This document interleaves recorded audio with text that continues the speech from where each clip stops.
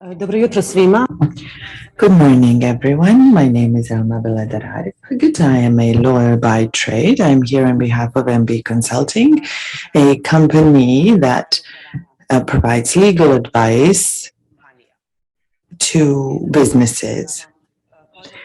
It is a pleasure to welcome you, those of you here in person and those of us joining us online throughout the region, to our conference on environmental, social, and corporate governance standards and the Western Balkans. I want to highlight a number of points that we will be discussing today during our sessions, during the planned panels.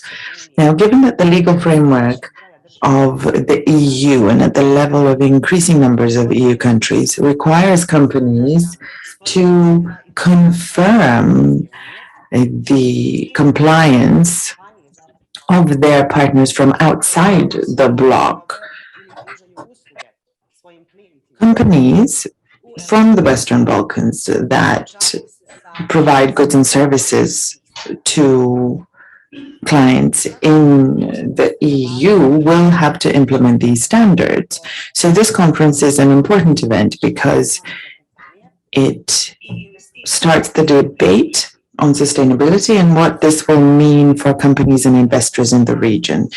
Now, when it comes to the way companies act in terms of human rights and the environment, this is not new, but there is increasing awareness that we need to know the requirements throughout the procurement and production chain.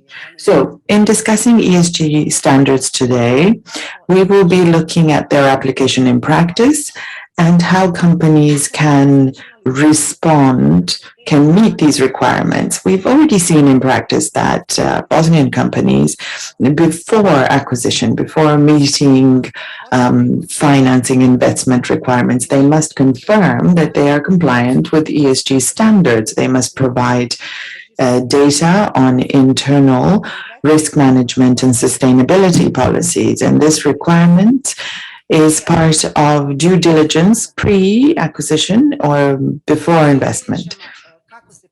We will also see how indicators and criteria are gathered and documented and how this data is analyzed to determine the ESG assessment.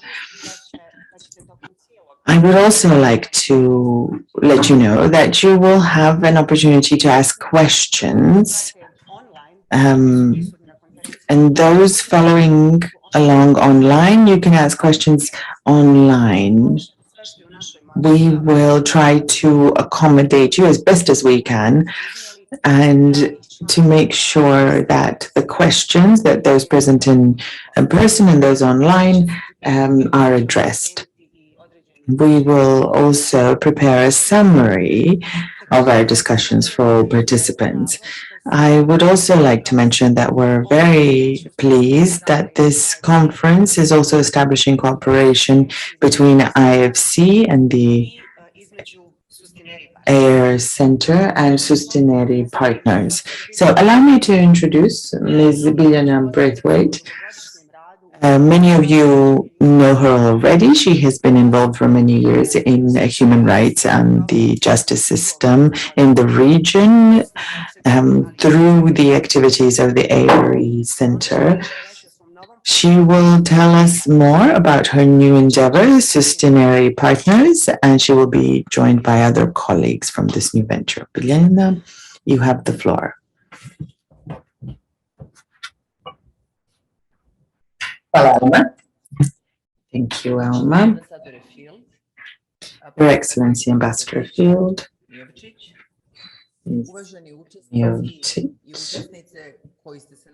Ladies and gentlemen, those of you here in person, those of you joining us online, it is a pleasure to welcome you on behalf of the AIRE Centre and Sustineri Partners. We organized this gathering in cooperation with the Council of Foreign Investors. Thank you for your interest in this initiative.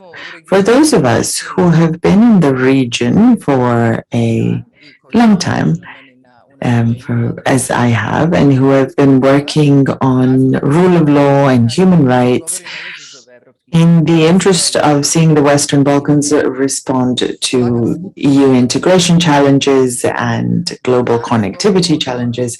This gathering is an important step forward because we're talking about the responsibility of the business sector.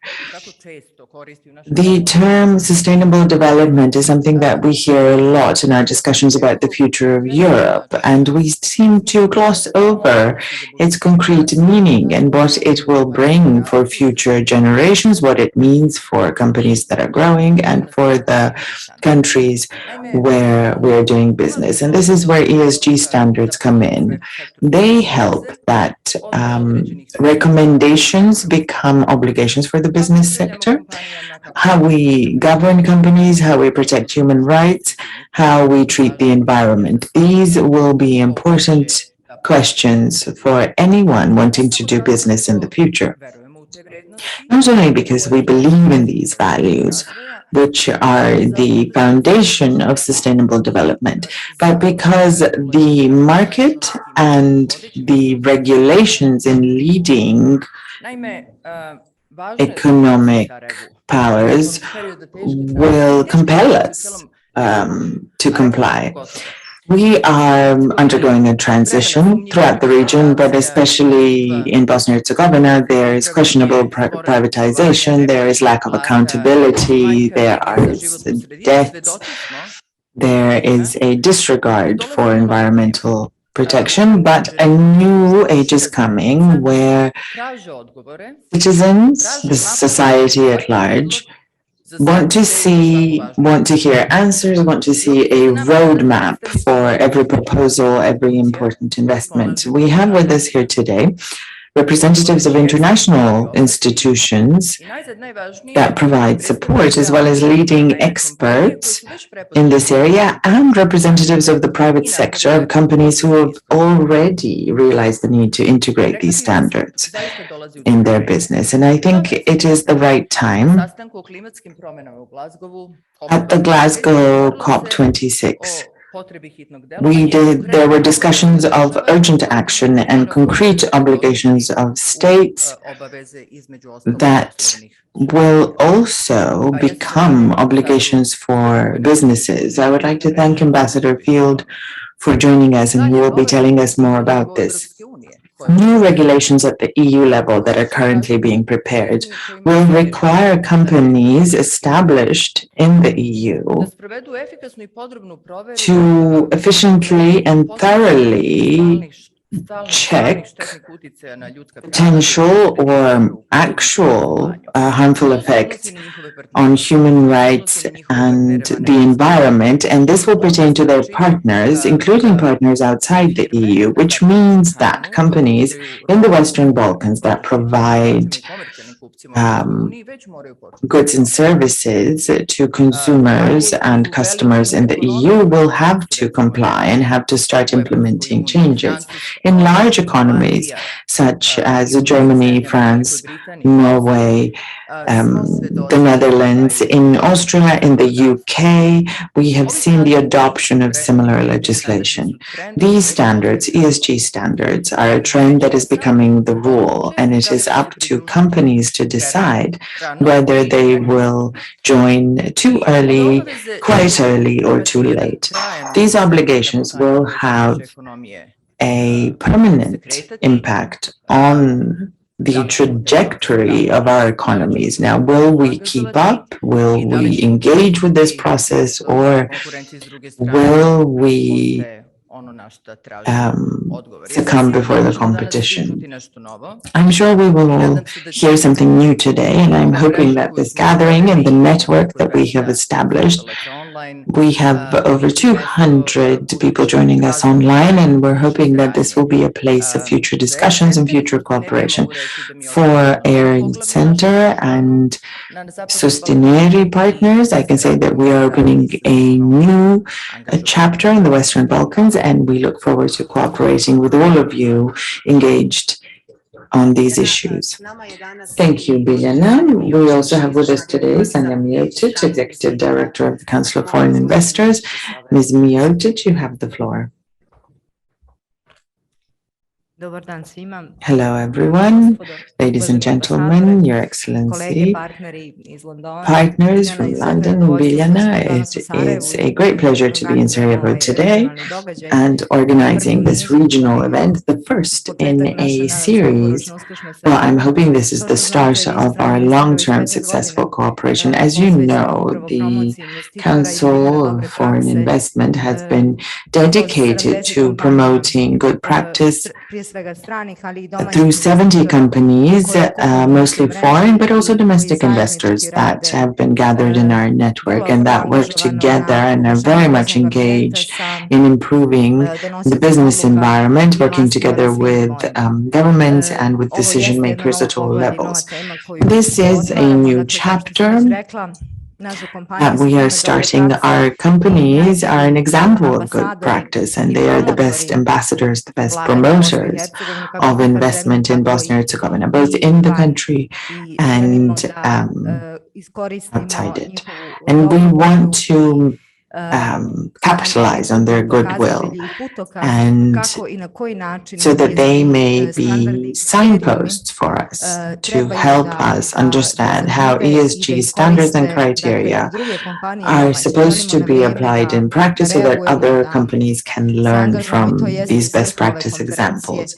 And we want to have engagement early. We want the wider public also to be aware of ESG standards and how this will affect the business of our companies whose partners are mostly established in the EU. These are mostly export-oriented companies, and I am also thankful to the representatives of the Council of Foreign Investors who have taken the time, who have traveled to Sarajevo to be with us here today and to tell us from their own experience how they have applied ESG standards and what we can expect to see in the future. So I'm looking forward to today's discussions, and I expect very interesting panels. Of course, we are at your disposal for any additional questions and information. Thank you, Ms. Mijotic. I mentioned a moment ago that Ms. Braithwaite will be joined by other colleagues from Sustineri Partners, and we will be hearing now from Andrew Jackson, who is a founding partner of Sustineri Partners and has long-standing experience in governance consulting. Good morning, Ambassador. It's a great pleasure to be here. I'm personally very glad to be in this historical city, at the crossroads of so many things, the starting point for others. And today, it's the starting point for Sustineri Partners. Today, we launch our consultancy at this seminar held in conjunction with the AIRE Centre and the Foreign Investors Council, both of whom we're very grateful to. It's sometimes a cliche to say that a business is mission-driven.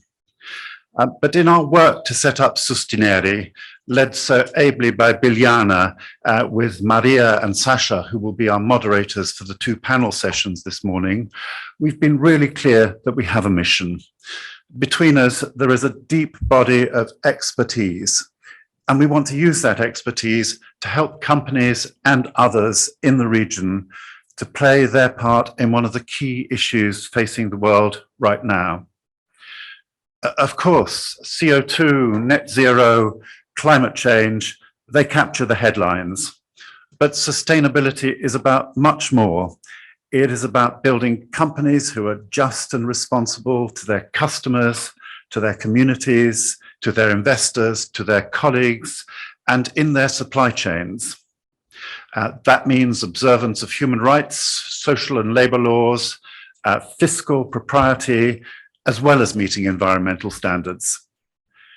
There are also major implications for the leaders and boards of companies, how they exercise governance, how they exercise controls so that they know they are complying in these areas. This indeed is a big agenda. But as Biljana has implied, this is no longer a nice to do, it's an economic necessity to do. We will hear later, and particularly in the first panel, about the growing body of international regulation and requirements. So in my 30 years of experience of consulting to companies, I know that the question is often, we've got to do this, but where do we start? How do we go about it? And that's a question we want to help companies answer. We want to help companies and others build a practical agenda to secure improvements around the issues that matter most. A word you may hear later is materiality. What really matters? So this kind of agenda has to be built on pragmatism, prioritization, and what will drive value and competitive advantage.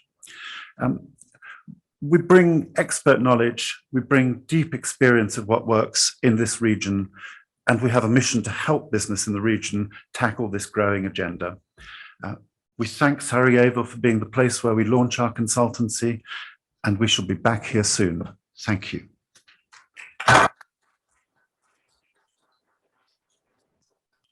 Hvala puno, gospodine Jackson. Thank you very much, Mr. Jackson. I'm also very glad to welcome UK Ambassador Matt Field, who will be also telling us today about the conclusions of COP26 held in Glasgow last November. We believe that this is an important context and a good background for our debate. Good morning, dear friends. A few months ago, representatives of 196 countries and the EU gathered in Glasgow for the 26th UN Conference on Climate Change, COP26. As we call this event, was more than a gathering of world leaders. It was different in terms of its topics, its values, and because it gave us hope. But more important than that, it resulted in commitments, in obligations, in measurable promises to future generations in order to limit the rise of global temperatures to 1.5 degrees Celsius. Means that together we need to mobilize private sector resources and direct them towards sustainable development. Environmental protection and ensuring sustainable growth and development is not the obligation of single individual countries, companies, or people. It is a shared obligation. We need to identify policies, we need to implement changes, small and large, that will ensure we leave the planet in good condition for future generations. Today, we will be discussing what business can do on this, on these matters, and what are the opportunities and chances for Western Balkans companies if they join global trends of socially responsible business that is responsible to people, to society, and to the environment. I would like to use this opportunity to thank Sustineri Partners and the Council of Foreign Investors, as well as the AIRE Centre, for their work on supporting sustainable future for this region by supporting rule of law and human rights and environmental policy. Today, we will hear what ESG means for the future of business in the UK and in the EU and in Western Balkans countries. It is important because every change of policy at the global level affects development dynamics in the region and at the level of individual countries. We must not wait for things to happen to us. We have to keep pace with these changes and respond to the challenges. So, ladies and gentlemen, in the countries of the Western Europe, we will see a change in legal frameworks that will require large corporations to be more accountable, to control their supply chains in order to ensure compliance with human rights and environmental protection. When I talk to investors in Bosnia and Herzegovina, so foreign investors, companies that have worked with Bosnian companies, I get positive feedback, and I hear a number of simple explanations of why cooperating with the Bosnian economy makes sense. The suppliers are close by, they stick to deadlines, they provide good service, they guarantee quality of service and goods, and they are familiar with the cultures of European countries. And it is based on this good image that has been built up by Bosnian companies. The question is, why shouldn't Bosnia and Herzegovina be recognizable also for a high degree of compliance with new standards of responsible governance, including ESG standards? So the event today is the beginning of a new story for Bosnia and Herzegovina and for the region. What COP26 was for global leaders, events such as this one are for the region. We can do a lot more together. It is time to tell the positive stories of this region, and on that track you will always have the support of the UK that remains a loyal partner and friend in the region. Thank you. Thank you very much for these introductory remarks. Before other colleagues from Sustineri Partners address the audience, we will have two more panels moderated by Ms. Alexandra Njagul and Ms. Maria Jovanovic, who are also founding partners. But before, I would like to ask Sasha Njagul, who is a leader when it comes to sustainability, to give her opening remarks.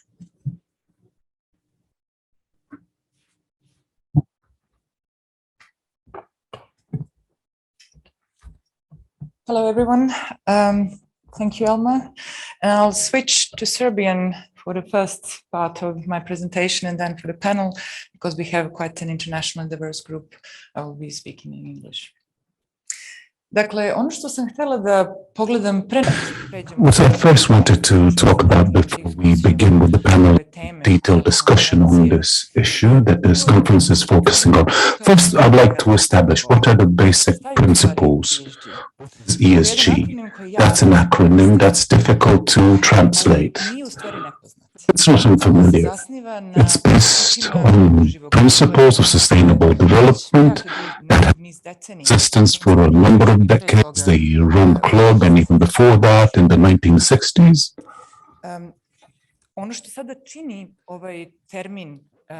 This term now is the significant attention in the public in general to this issue, including climate change to human rights. Another thing that drives this from in the media, and the public and the business community is the regulation and the legislation that we mentioned at the EU level that's now expanding and broadening beyond that framework to include Australia, Japan, United States. And these new principles, they now find their place in business and set new requirements for financing institutions and business in general. So what are we seeing here on the screen? We have E, which stands for environment, and it concerns the protection of the environment. That covers climate change, pollution, environment, biodiversity, all the issues that deal with the issue, namely tackle the issue of the planet we live on.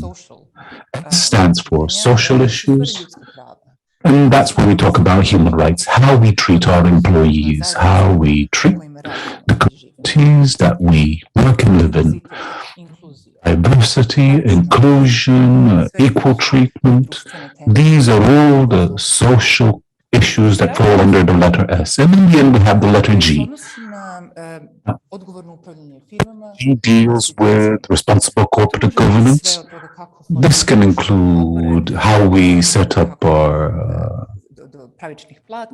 how do we provide fair salaries, but this also includes criteria such as combating corruption, money laundering, also compliance with all the laws and the body of law that's increasing from day to day.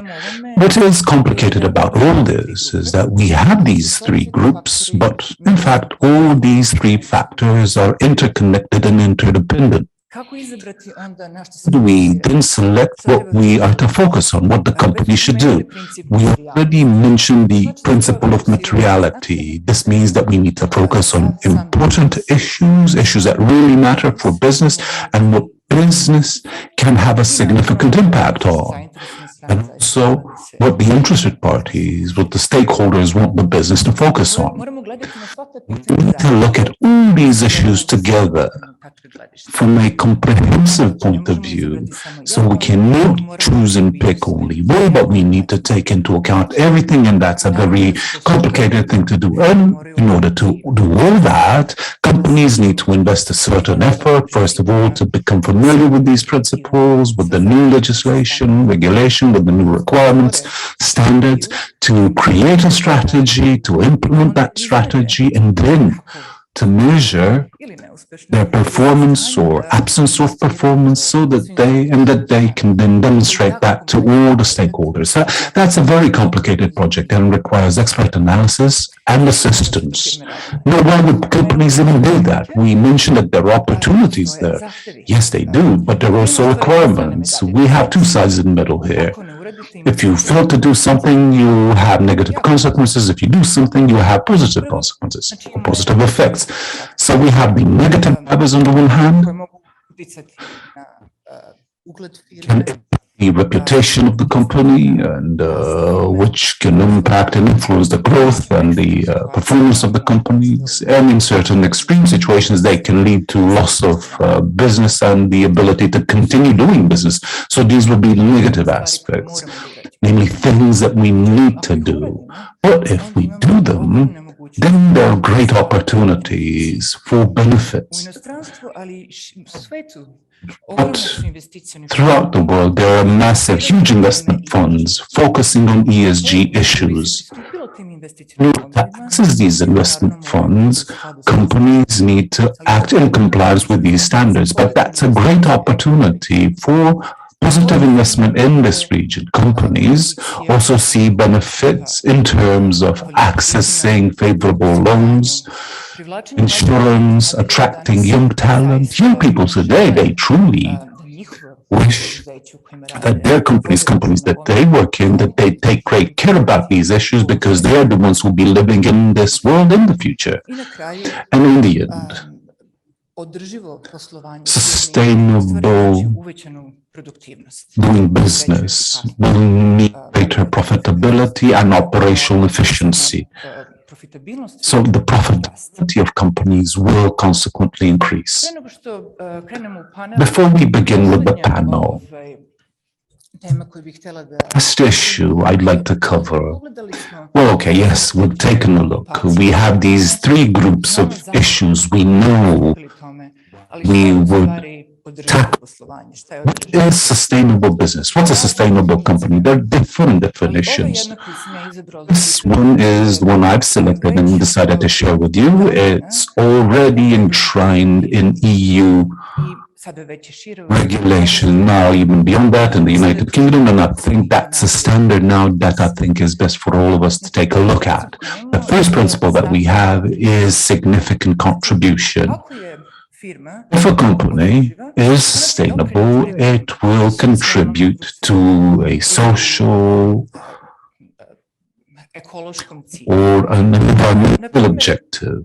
For example, climate change, contributing to in climate change. That's an issue I like to highlight and to demonstrate how all these principles are interconnected. Usually we look at climate change as an environmental issue, but in essence it deals with the human race, how we are to survive and how we are to live in the future. And not only that, but how will climate change and this path towards a green economy, how will it be equally divided? Those with lesser, fewer things will suffer greater consequences. So this is a complicated issue, touching upon all aspects of doing business, and it touches and impacts all parts of our planet. And it's important for all of us. So this issue is important, and our contribution to that will shape and give form to responsible business. So, for example, this could be a company generating solar panels, and by doing so, it helps combat climate change. Then we have the next principle, which says that in that noble objective, companies cannot ignore all the negative effects that they potentially produce. This company manufacturing solar panels perhaps pollutes the local river, and because of that pollution, you have this significant material damage that it created, and because of that, it cannot be sustainable and it's not in compliance with ESG standards. So it's very important to see, to avoid any of these blind corners, we need to know what is it that we need to do and what our company is doing, both in a positive and in a negative sense. And then the third principle that my predecessors have already mentioned, that's the principle of minimum standards of responsible governance. This then opens the door to workers' rights, human rights, environmental issues. So this same company that I mentioned, perhaps it's not polluting the river. If it's not adequately compensating its workers for their work, for their labor, if it doesn't have good contracts for its workers, does not comply and respect labor rights, then again, this company is not sustainable and cannot access all the benefits that we've already mentioned. So a sustainable company applies a comprehensive and a balanced approach to various requirements and factors, but taking into account what really is important for its business. Is the legislation in place? And above all that, this company needs to be able to measure and demonstrate that it really is doing all this. So it really is a tall order, a complicated task, and a complicated issue. And hopefully today we'll be able to shed more light on at least some of these aspects. Thank you. So I'd now like to invite my panelists, and I'd like to thank our keynote speakers. Thank you. Thank you all very much for joining. A little bit more of logistics. So there's a panel in front of you with the speaker button on the right. So you will need to press it when you're talking. Thank you all. And I think we have Herman as well, who's joining us online. Thank you all. We're going to now discuss further into details all the concepts that I've been talking about. And I really appreciate your presence and your expertise on this panel today. I will introduce the panelists and then we will go through some key questions that regarding the work and organization of each one of them. And we'll leave enough time then for questions from the audience, both in person and online. So today we are joined by quite a selection of experts, and I'm very proud and very glad to be here. So first we have Dr. Ingrid MacDonald. She's the UN resident coordinator in Bosnia and Herzegovina. She has most recently worked at the United Nations Office for Coordination of Human Affairs as Deputy Director for Operation and Advocacy, where she was overseeing the Asia-Africa region. Prior to joining the United Nations, she served in leadership positions with international nonprofits, the private sector and government for 19 years. Thank you. Next to her is Manuela. She is a head of office for Bosnia and Herzegovina at the European Bank for Reconstruction and Development. She has over 15 years of experience in development banking with a focus on the infrastructure and energy sectors. She worked in project finance and public sector loans, and also led strategic policy reform engagements with governments in the region and established new donor partnerships. So quite an impressive track record. Thank you. And next to her, Christopher Sheldon is the World Bank country manager for Bosnia and Herzegovina and Montenegro, Europe and Central Asia. So I have an error here. It's in Montenegro and Bosnia and Herzegovina. Within the bank, he worked in diverse sector issues, including legal and fiscal policy, private sector investment, environmental sustainability, community development, transparency, and governance. So all the topics that we are talking about today. Before joining the World Bank, Christopher worked in private sector for an international mining company, among other activities. Thank you, Chris. And then at the far end, Lada Buševac is the IFC's head of office for Bosnia and Herzegovina and Montenegro. She oversees country portfolios of $28 million in outstanding investment and an advisory portfolio of another $17 million. Before this, she was a global product lead in World Bank's Group's investment climate department and oversaw programs in over 15 countries in Asia, Africa, and Europe. So quite an international view as well. And last but not least, online we are joined by Herman Brill.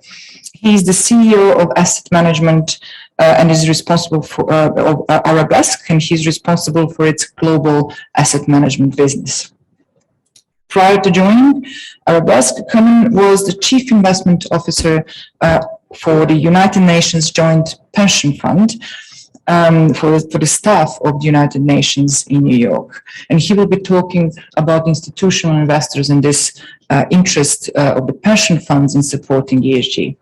With over 25 years of experience in international financial institutions in multiple countries, he covered asset management, pension funds, life insurance, investment banking, derivatives trading, and treasury operations. Thank you all for joining again. So I will start with Ingrid. We want to look first at the broadest picture, what is important for the planet. And there is no better strategy for the planet than Sustainable Development Goals.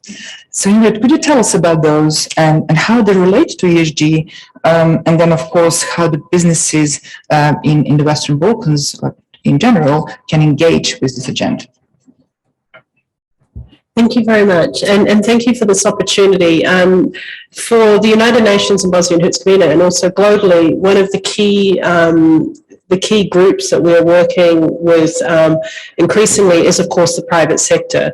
And it's very much in recognition of the Sustainable Development Goals and the incredibly important role that the private sector and financial institutions have to play in achieving those. But before I talk about the Sustainable Development Goals, I want to take a step back and talk about the Global Compact. I assume most of you know about the Global Compact. And so when you look at these standards, what's important is that these standards just don't come out of a group of people coming up with them. As we know, they actually have a basis. And one of the key bases is the Global Compact. The UN Global Compact is held by the Secretary General. It is one of the Secretary General's initiatives, and it is the largest corporate initiative in the world. It has 10 principles that underlie it, and those principles are based in they're based in international agreements, whether it's the Universal Declaration of Human Rights, whether it's the International Labour Organization's various requirements, and it's also in terms of looking at corruption and responsibilities around this, and also, of course, the Rio Declaration of Environment and Development, where we get the concept of sustainable development. I wanted to really raise the Global Compact because it is any business can become affiliated to the Global Compact, and it has thousands and thousands of businesses around the world that can do that, and it's a really important initiative to be part of. So if you are interested, please do look at the Global Compact. The other thing is that this year is a 20-year anniversary of the Compact, and so there will be a lot of activities around that. So when it comes to the SDGs, the Sustainable Development Goals, the 17 goals, and these goals took many years to negotiate. They're primarily held by the member states. They're often referred to as the UN SDGs. We are just the facilitator of them. They're actually Bosnia and Herzegovina, the United States, the UK, New Zealand, Australia, Russia, all of the countries of the world are part of the SDGs, as well as private sector, as well as financial institutions, as well as civil society. The negotiation of the SDGs was one of the most comprehensive and extensive that the world has ever seen. Those 17 goals cover various areas, whether it's the more education, health, issues around women's rights, which we tend to think about, but then there's also a whole lot of SDGs that actually relate to business and very clearly relate to energy efficiency, to urban environments, to sustainability in supply chains and these sorts of areas, but also climate change and other areas. So, and within the SDGs, there are actually a variety of indicators that are measurable that have been agreed. And every country around the world has a responsibility to report on its achievements of the SDGs. So when it comes to Bosnia and Herzegovina reported in what we call a voluntary national review 2 years ago, and their next voluntary national review will be coming up next year. And they will be reporting on how they have actually implemented the SDGs internally, but also your area of work in terms of the private sector will be quite fundamental within that as well. So the SDGs in Bosnia and Herzegovina are quite important because last year the Council of Ministers actually endorsed a new SDG framework for Bosnia and Herzegovina. This framework has a variety of requirements within it, and these are operational requirements with measurable indicators around them in terms of areas such as health, energy efficiency, anti-corruption, all of the areas, labour rights, all of the areas that you would be interested in as the private sector. At the moment, the focus has been on taking these to local and implementing them in municipal plans.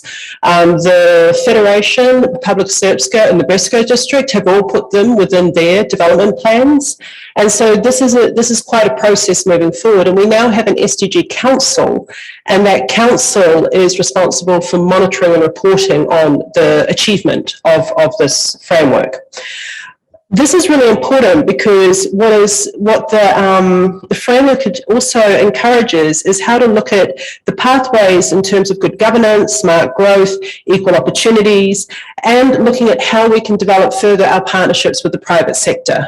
We know that public funds will be not enough to achieve the Sustainable Development Goals. There is no way that there is enough money within public budgets to do that, even though we're also looking at budget alignment in terms of this.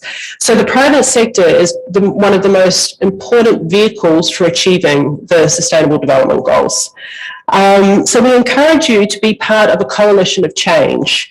There is a coalition under the Global Compact, but we also have the SDG Pioneer Awards in Bosnia and Herzegovina. These awards have been in place since 2019, and those awards are they're run by the United Nations, and we've had over 187 companies competing for those awards since they were put in place. What's also important with those awards, we just put a call out for those awards, so please, if you're interested in them, we can share those details with you, is that when we first launched those awards, the reporting by companies against these types of standards, there was only one company in the whole of Bosnia and Herzegovina that was properly reporting in terms of the GRI standards. Now we have I think it's over 100 that have actually been engaged in that. So we've seen quite a big increase. And this is important because companies are voluntarily taking this on because they see that it improves their business efficiency, it improves their workforce in terms of the willingness of their workforce to be engaged. And also, even though we know that there's many complications in Bosnia and Herzegovina in the operating environment that you have in terms of business, you can make a lot of positive progress yourselves as the private sector that then contributes to the broader society. It doesn't just need to be up to having the administrative or governance systems around you. You can also make those changes that then can also stimulate stimulate changes around anti-corruption, around good labour practices, maternity leave and some of these sorts of areas, and environmental practices. So I very much encourage you to have a look at that and to also really raise that there's a lot going on already, and these types of initiatives are absolutely fundamental to accelerating those processes. Thank you very much. Thank you, Ingrid, and it's really fascinating and really good to hear there is already progress and an avenue for the businesses to engage with this agenda in ESG. I would like to now look at, because we do focus on business and quite a lot of these changes coming from financial industry and then filtering down to the businesses. So Christopher, maybe you can tell us about how World Bank implements ESG and what would be the priorities for the countries of Western Balkans that you look to address for your work and that are relevant for this region. Well, thank you, Session. Nice to see everybody here. This is a really important topic, so I'm thrilled to be here and talk about what the World Bank's doing in this area.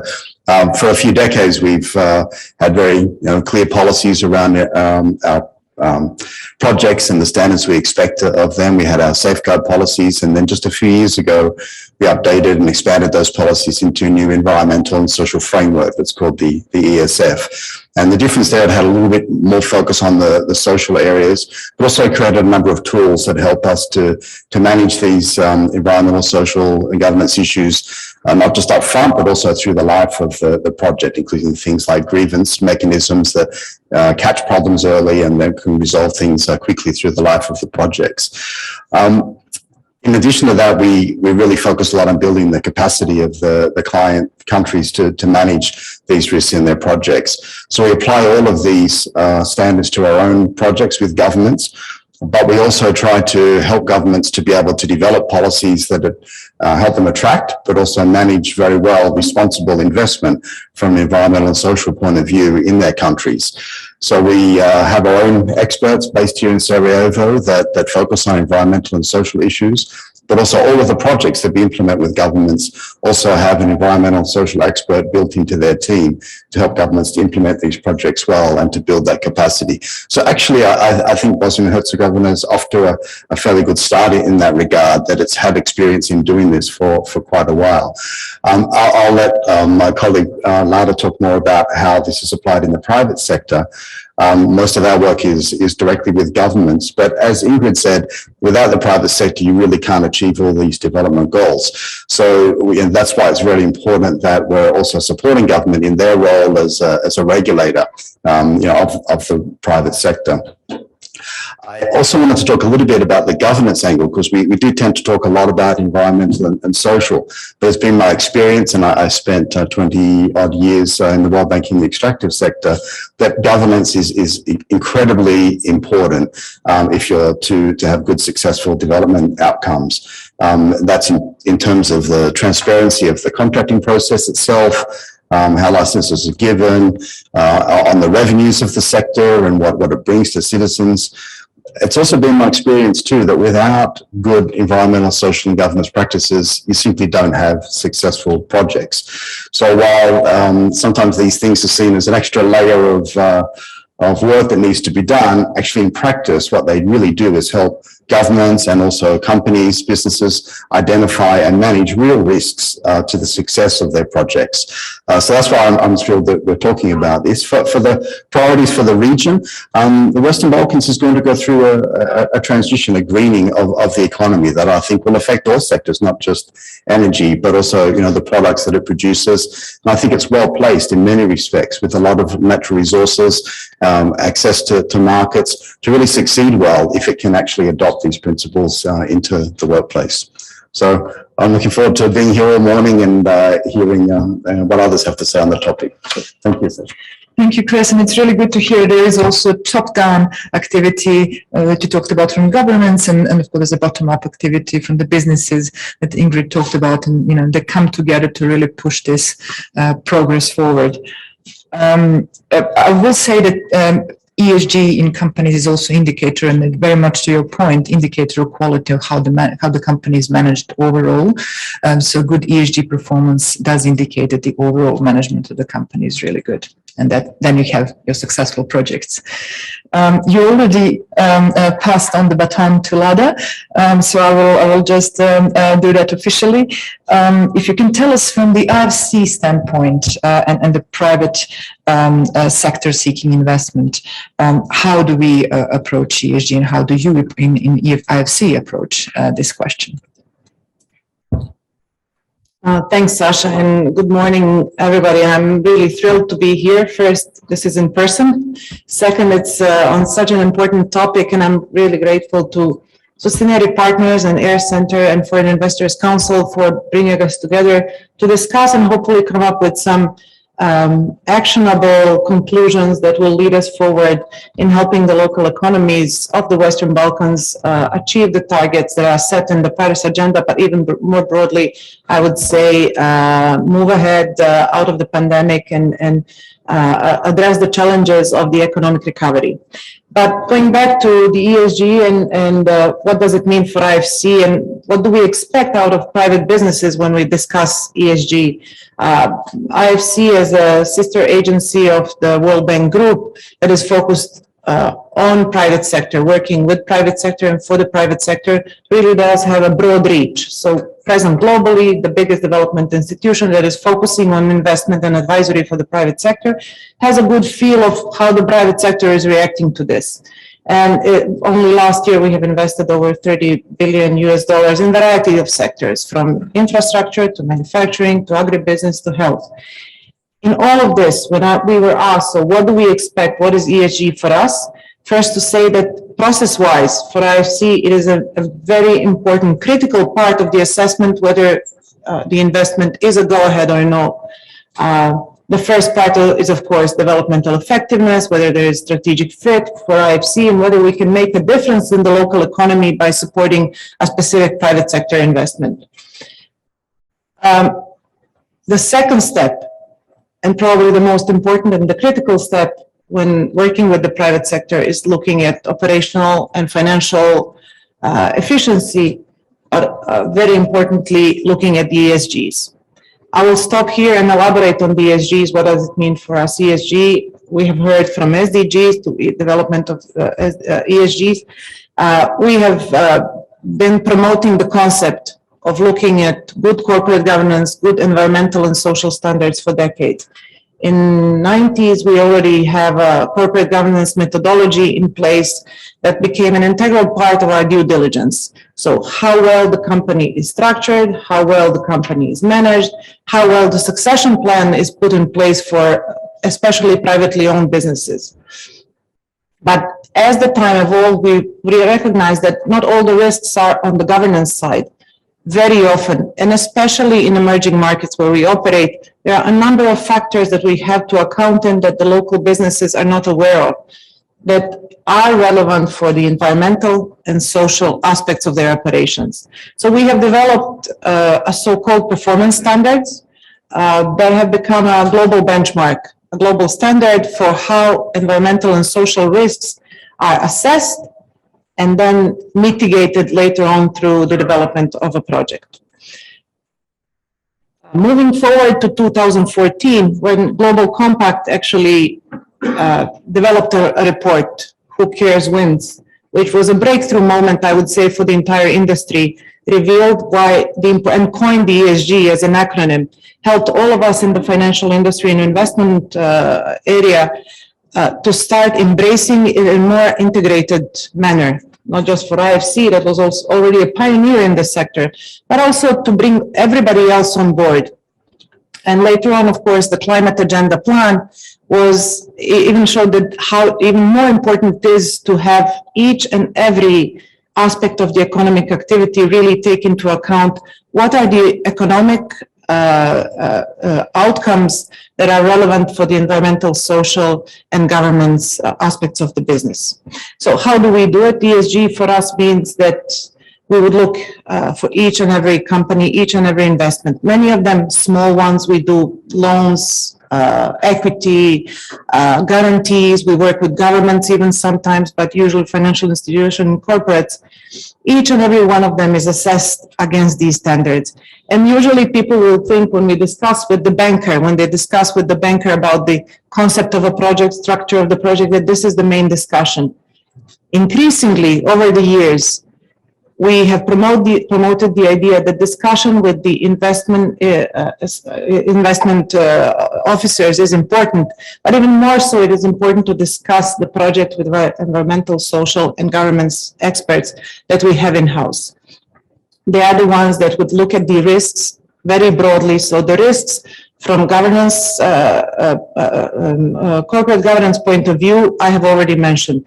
The environmental and social risks that we take into account, and these are these 8 specific segments which have indicators, specific indicators that they look at, include looking at the risks related to natural habitat, to biodiversity, indigenous people, Roma population, working conditions, compensation, effects on the local environment for the river flows or even the bird flows in the local environment.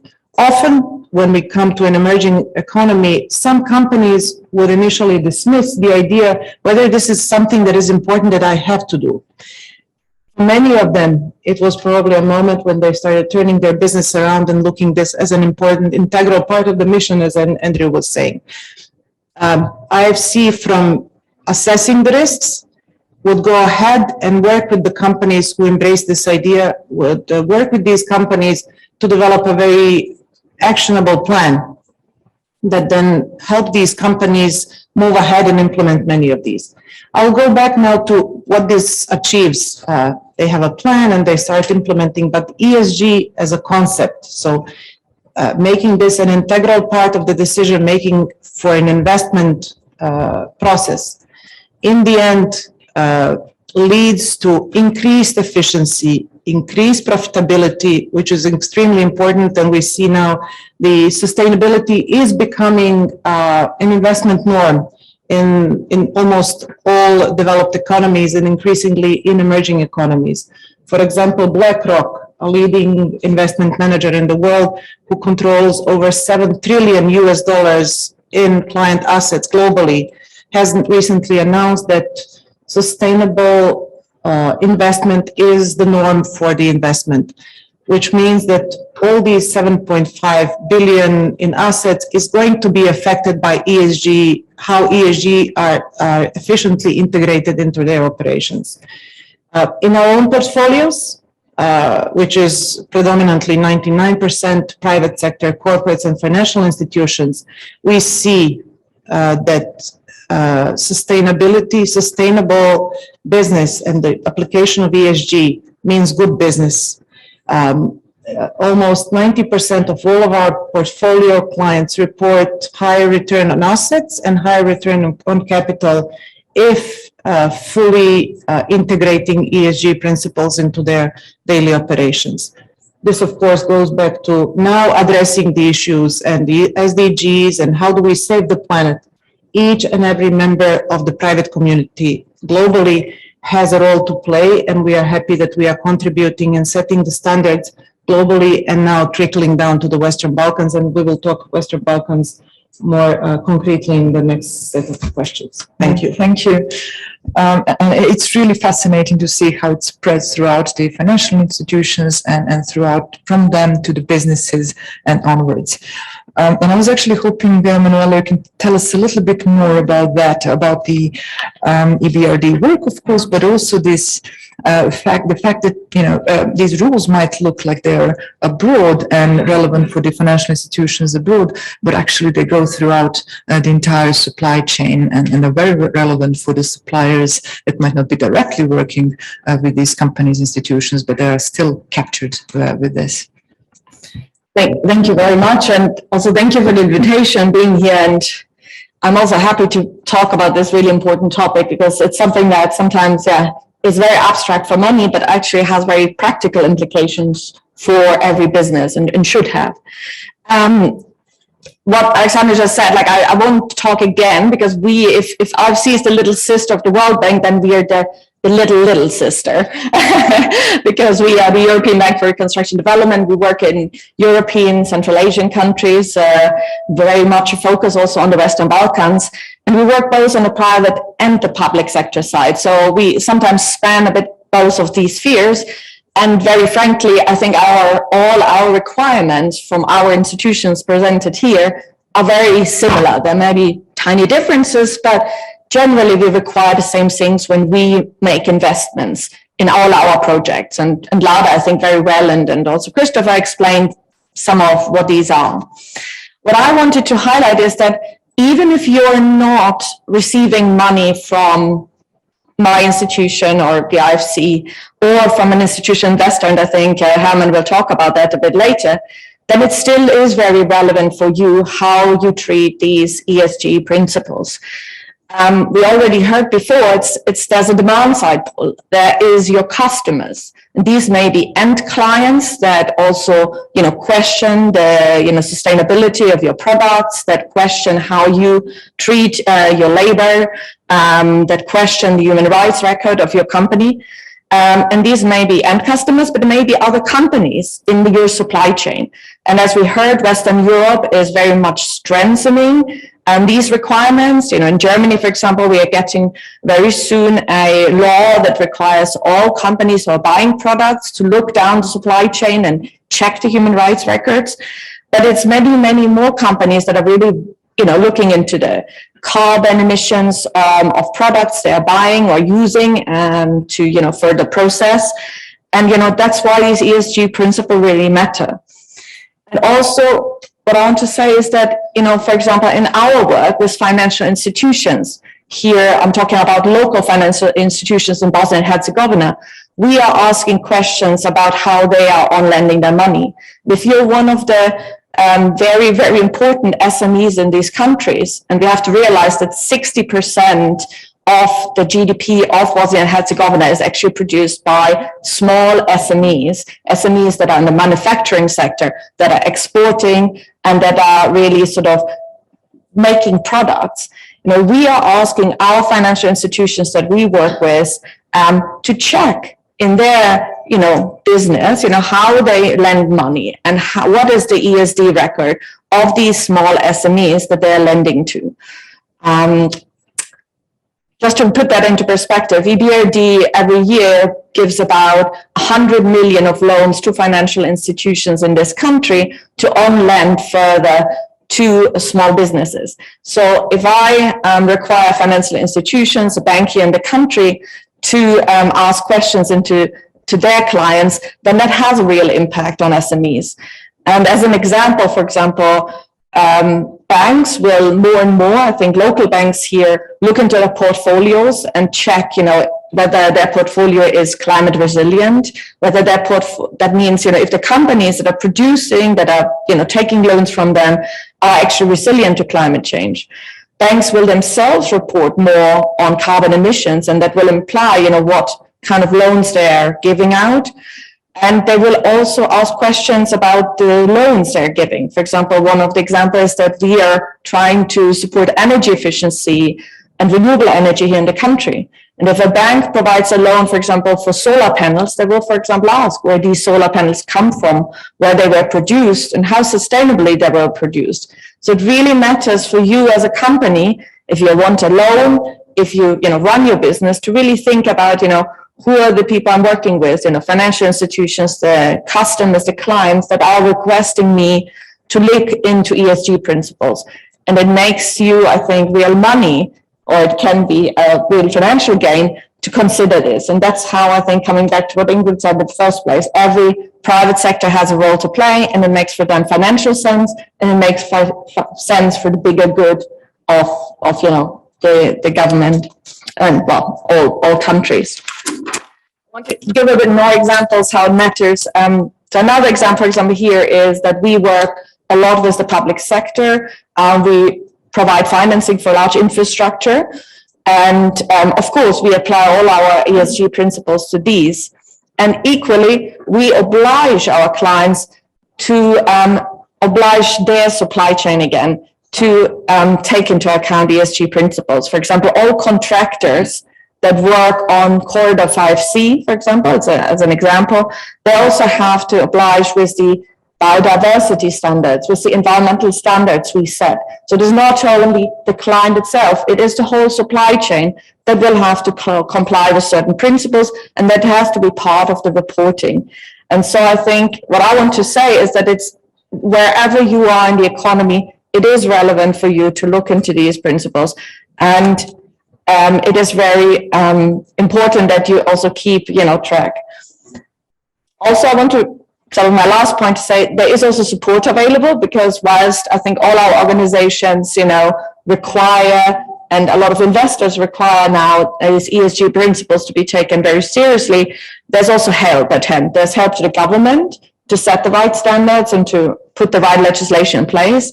But there's also support and training available. For example, EABRD has a big advisory support business where we advise actually SMEs and advise them on governance. How can they improve their own governance? What are the environmental principles that are relevant for you, and how can they improve, for example, use of their labor, and fair treatment of labor.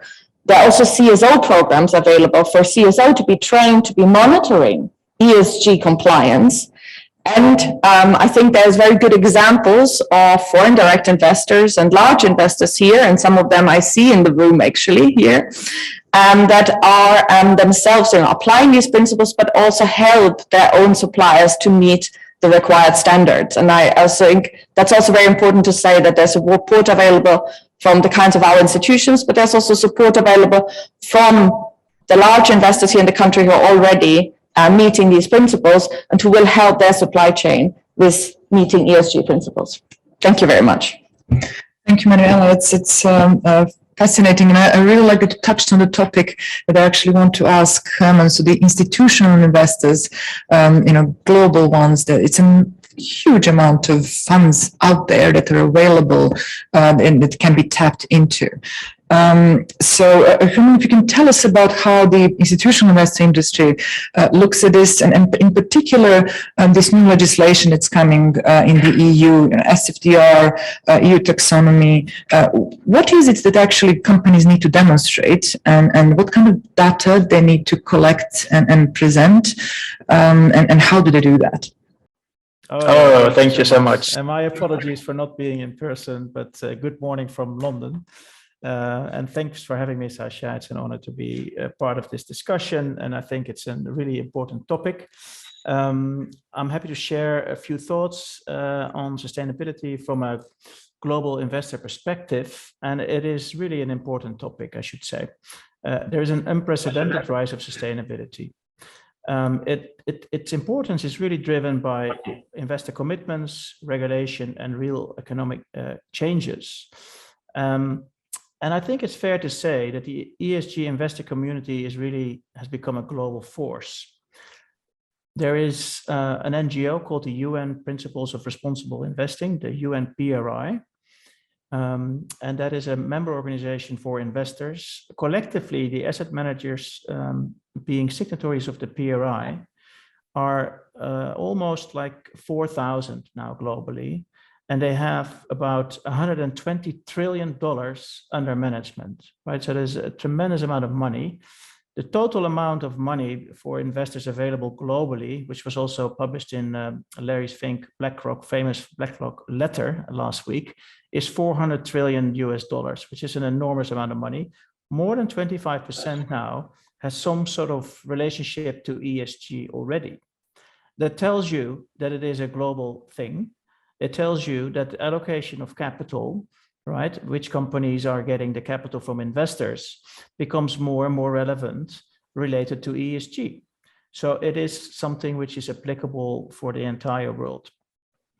Now, your question, Tasha, what's going on in Europe? There's a lot going on. Europe is leading in the space of regulations around sustainability. And there are a few different types of regulation coming up. So there's the sustainability reporting policy in Europe, and it is moving at an unprecedented pace, I would say.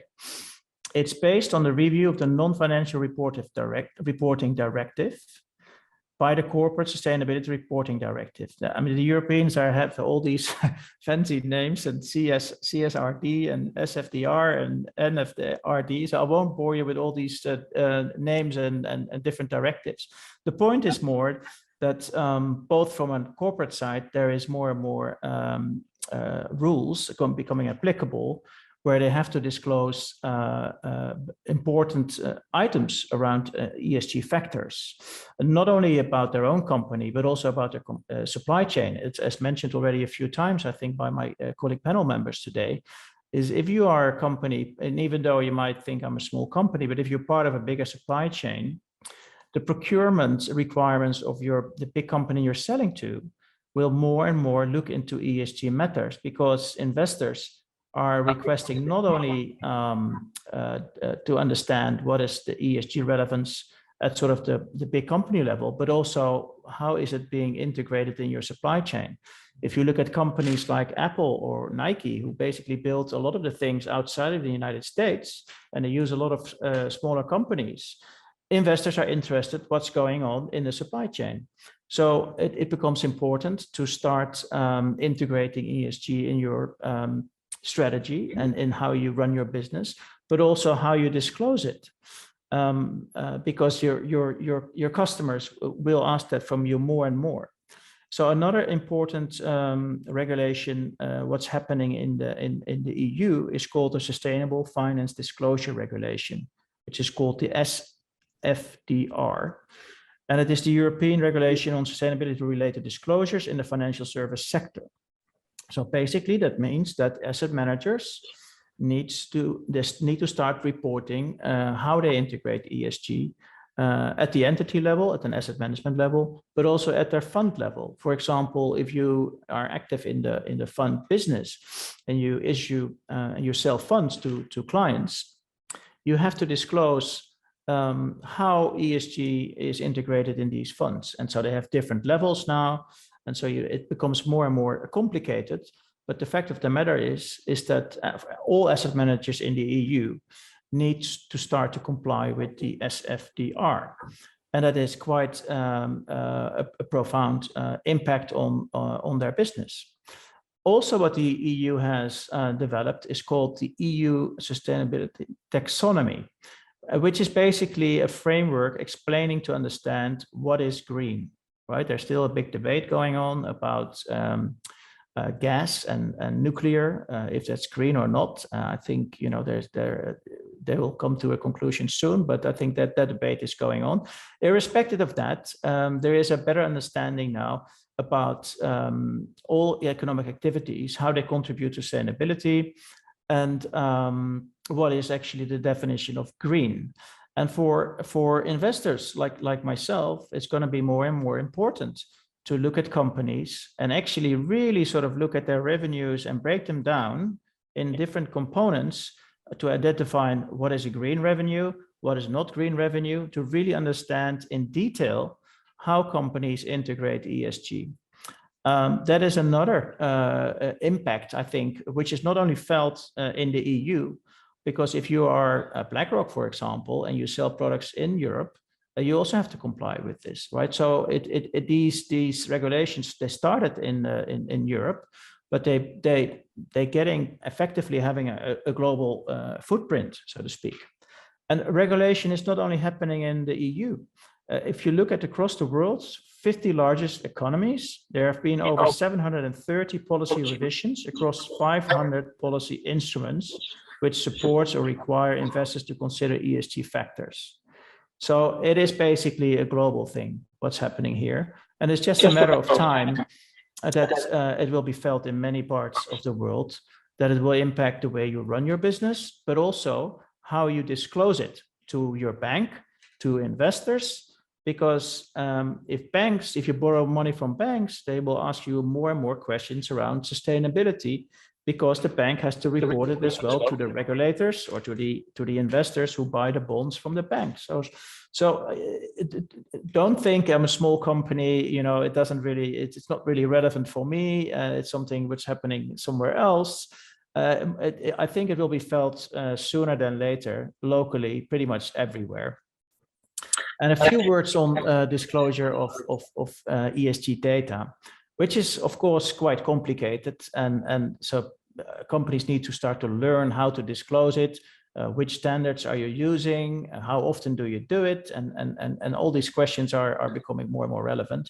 I think the development banks are playing an important role, the EBRD, the IFC, and the likes, as we heard today. And we as a company, we are pretty much also a technology company. We built a platform which is called ESG Book, right? It's called, so you can actually look it up also on the website. It's www.esgbook.com. And so with the support of IFC, the UN, big banks, investors, NGOs, we basically created this platform which help companies to publish their ESG data directly on a platform which is accessible for everyone. We believe ESG data is a public good. It should be freely accessible and people should be able to look it up without steep paywalls. And so all these frameworks have been discussed today. The IFC developed a performance framework. We have frameworks developed by GRI, for example. We have the SDGs we heard about. All these frameworks have been codified on the platform. So if a company sort of signs up to the platform and they want to comply with, for example, the IFC framework for ESG, then all the questions are there, explained how you need to fill it out, and also to be able to support evidence there. And I think that's important because, again, I think in the end of the day, the allocation of capital will become more and more conditional. And so if you want to grow your business and you want to be at some point get listed on a stock exchange or issue bonds to attract capital or sell into bigger companies as a supply chain company, you will have to play along, right? And so I think this will impact you. And so I invite everyone to take a look as well, and to the platform and see how it can help with your disclosure and how it can help investors, banks, but all stakeholders to benefit from more transparency in the ESG data. Thank you, Herman. That's absolutely fascinating. I think the main message is everybody, be it international institutions and banks and investors and regulators and governments, are really focusing on this issue. It is a complex issue. There is a lot of information that's needed and a lot of strategizing and action that needs to be implemented. So we have a little bit of time for questions from the audience.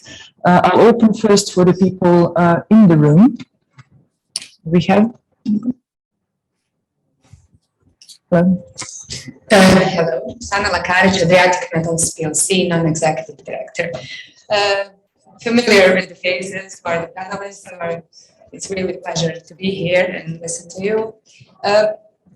Practical question, because I'm actually executive in some company and non-executive in the other, and starting to work in ESG committee that we established in Adriatic Metals. So how do you actually face profit and ESG principles in our profitable companies? So how profit meets ESG principles, that's one question, because all the shareholders and investors are actually asking that question, are those principles are profitable in their business? Second question is how to change the mindset of the people to accept and implement all those ESG principles, because we live in the system 40, 50 years where the state actually was a holder of all of these principles, and now they're changing and switching to private companies. So what are the measures, what are the ways to change mindset of private companies in Bosnia to implement these standards? Thank you. Thank you. The first one, I think it's really good. Both questions are excellent. The first one is really something that still appears, this doubt that ESG actually pays. Of course, there is an upfront cost, both in terms of effort or investment, but we have heard from the panelists that actually this denotates good management and good business. Maybe Christopher, you're talking about that. You have, I think, an experience that can help. No, it's a very good question. Years ago, we actually had this whole thing on mining, finance, and sustainability at the World Bank Group, just to answer that question. And I think the data does show that the companies that manage these risks better outperform the market. But you have to take a longer term perspective. I just think even in our personal lives, in the short run, if we don't look after ourselves, we might feel fine. But a bit further down the road, we realize we're not doing so well. And it's exactly the same for businesses. If they don't look after the natural environment, look after the communities where they live and operate, they simply can't be successful in the long run. And most of the investment, particularly in a sector like yours, it's a long-term investment. And so you need to invest for the long term, not just the dollars in the operation, but also, investing in those relationships with local communities, with stakeholders, investing in managing the environmental risks, investing in good governance.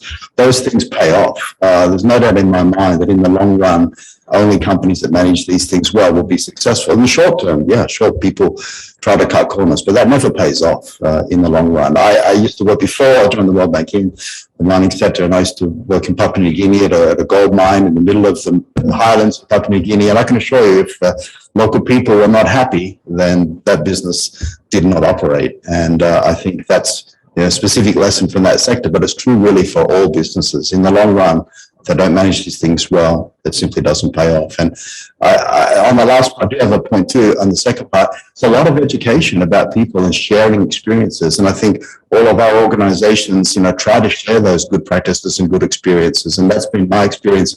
As I saw what others were doing, it inspired me to do more, to do better. And I think a lot of that is education, but you're not alone as companies in dealing with that. You have a lot of people that want to also share those experiences. Indeed, this conference is actually a way of changing people's minds and, sharing experiences, sharing advice and giving some guidance and also bringing people on board. So there is a lot of engagement that needs to be done. I believe, Lada, you had something to add. Yes, and I think we very often, when talking with the private sector, still encounter these types of questions. How do you reconcile both sides? And often it's the proof is in the pudding by introducing. First, there are stronger requirements now on one side, requirements to get access to the capital. There is a changing environment globally that to get access to capital easily and to have broader access to capital, you have to put in place these standards, of course. Then that is the first step. There is, at the moment, I think, $23 trillion in opportunities for the investments that are related to climate change for those that adhere and comply with the ESG. That's on the outside. Internally, how does it turn into profitability? We have run some analysis of our own portfolios, but in the end, it is by doing by introducing the ESG standards, by doing the assessment, looking what the risks are, what the mitigants are, coming up with the solutions, often overlooked solutions that may lead to reduction in energy efficiency, overall resource efficiency. Sometimes, if this is not introduced, these types of solutions of new technologies, new approaches, moving away from coal to renewables, to how to promote the inclusion within the workforce. Medium term, not immediately short term, but medium term, we have had examples. We have the examples that these types of new practices, ESG compliant practices, do lead to financial gains and increased financial profitability. And one more on how to change the mindset for the private sector. It's very important to have the requirements on the changing policy side with the requirements, but at the same time, changing behavior of those that are intermediaries, financial institutions present locally, then stock exchanges, then business associations, all of them accepting, embracing, and starting to use ESG standards is going to change over a period of time the mindset of the business community at least. And I think do good for us, do no harm, it's do good is something that goes without the same for the general population, but for the private businesses, there are a number of programs that we are sponsoring through the stock exchanges and the regulators, that developing codes, ESG codes with the stock exchanges, that is a novel concept here, but exists throughout the world in many economies, developed economies that are considered emerging economies, they already have it as a standard. Thank you, Lauda. I think we have just the time for one quick question and quick answer from the audience or maybe from online. We had Sasha. Several questions came in during the last half an hour, so they were all written in English, so I would also like to read them. So I don't know how much time. We have time for maybe for 1 or 2. 11:40. Okay, we have some time. Okay, so the first one reads as follows. From a legal perspective, the main issue concerns the voluntary nature of these standards. Unless companies see actual benefit, there is a risk that they will introduce cosmetic changes, but not profoundly transform their business operations. How do you address this in your risk assessment? So, okay, the next one. On the supply chains and mandatory due diligence, SMEs in less developed countries such as B&H usually have less bargaining power in global value chains and might not necessarily have the capacities to fully implement due diligence obligations and meet the ESG standards imposed or required in the global value chains, for example, ensuring sustainable consumption and production processes. How can this be effectively addressed in global value chain structures and power dynamics? Thank you. Let's talk first about the second question. I think Manuel already touched on the value chains and how this goes through. So maybe you can continue on your thoughts and talk about that. Yeah, I was just when I heard the question, and of course we all don't have the silver bullet, but I think that's exactly why I think our organizations are here to support the local private sector, SMEs in particular, to be able to meet these standards, to be able to, be part of that global supply chain who's ever, requiring higher standards. So very practically, I can sort of promote a little bit, like we have, for example, here at EBRD, we have a program that is called the Competitive Sme Program or SME Competitiveness Program, where we finance via the local commercial bank any investments into ESG improvements that meet EU regulatory standards. And there are, for example, grant components that SMEs can benefit from when they meet these standards. They have to prove, what kind of investment they're doing to meet a certain standard. And then there is, for example, a loan and a grant component attached to it. So there's programs out there, so that's my first point, to help SMEs meet the standards, because it absolutely is important. They need to be able to compete. The second is what I said earlier, there is also advisory support. We, of course, have, many consultants here, but we also have a program where we provide services, and I've seen as something very similar to SMEs that are doubting how to meet these standards, that are doubting or probably want to investigate how much would it cost them and how can they best meet and become suppliers of the supply chain. So again, that's a program that's out there. And the third one, what I want to say here is that I think it is possible for everybody to meet. Of course, it's always a question of price, but the fact is that when you become one of these suppliers for the Western businesses, it also pays off, and it's a long-term game. And I think that's also something we said earlier. Of course, a short-term investment is always difficult to make, but if a company has a long-term horizon, they will see that these investments pay off. So I think it's also something to encourage companies to really think about this as a long-term game. If you are a front runner, if you want to distinguish yourself from your competition, you need to be there. And it's, I think, a question that Liliana raised very much before, and that comes back to this voluntary standard. Do you want to be early, just in time, or maybe too late? And if you're too late, you lose compared to the competition. If you're early, you may distinguish yourself. So, that's also a question everybody has to think about for themselves as a viable business owner. Indeed, but let's talk about those that I think this engagement question that we were talking about. How do you bring people together, and how do we deal with those that might want to do cosmetic changes? And I think, Ingrid, you're talking about this engagement with the local businesses on a regional level as well. There are awards for good performance. What else is there? I can definitely touch on that, but I just wanted to go back on some of this because Christopher knows this about me. I used to work on corporate social responsibility as what was called the mining ombudsman. I investigated mining companies around the world working with Indigenous populations for many years. And this issue of whether it makes sense monetarily is something, this was 25 years ago when I was doing this work, and this has been ongoing for a long time. We now see investor associations that will actively buy up shares within companies to take these principles forward if you do not move in the right direction. We've seen it in supply chains with Nike, with others, where they had whole civil society organizations and coalitions moving against them in terms and bringing forward very embarrassing and detrimental campaigns against them in terms of reputational risks. We also have seen increasingly that it's not just, and it shouldn't just be seen as a risk. There are increasingly younger people who are more mobile. We see this now with the pandemic. They have a choice of who they want to work with. If you want to have the best talent working for you, then they want to often have, other reasons of what they want to achieve in terms of who they work for. It may not always be the bottom line. And so there's various incentives and there's various ways of looking at business. The traditional, they're only in it for the bottom line, is something that I feel has moved on quite a bit. Now, to your point about the government, I think is absolutely critical. We cannot, this is not an either or, this is a partnership. The private sector cannot have everything on it and the government cannot have everything on it. There are different roles to play.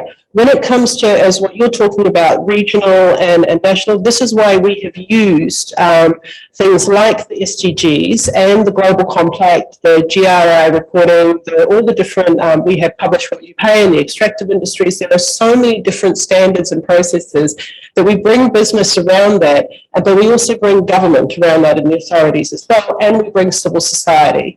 We bring the labour unions, and there we work out what makes sense in a various environment. These awards that we've developed, we see that there is a drive with the companies in Bosnia and Herzegovina to take leadership in this area.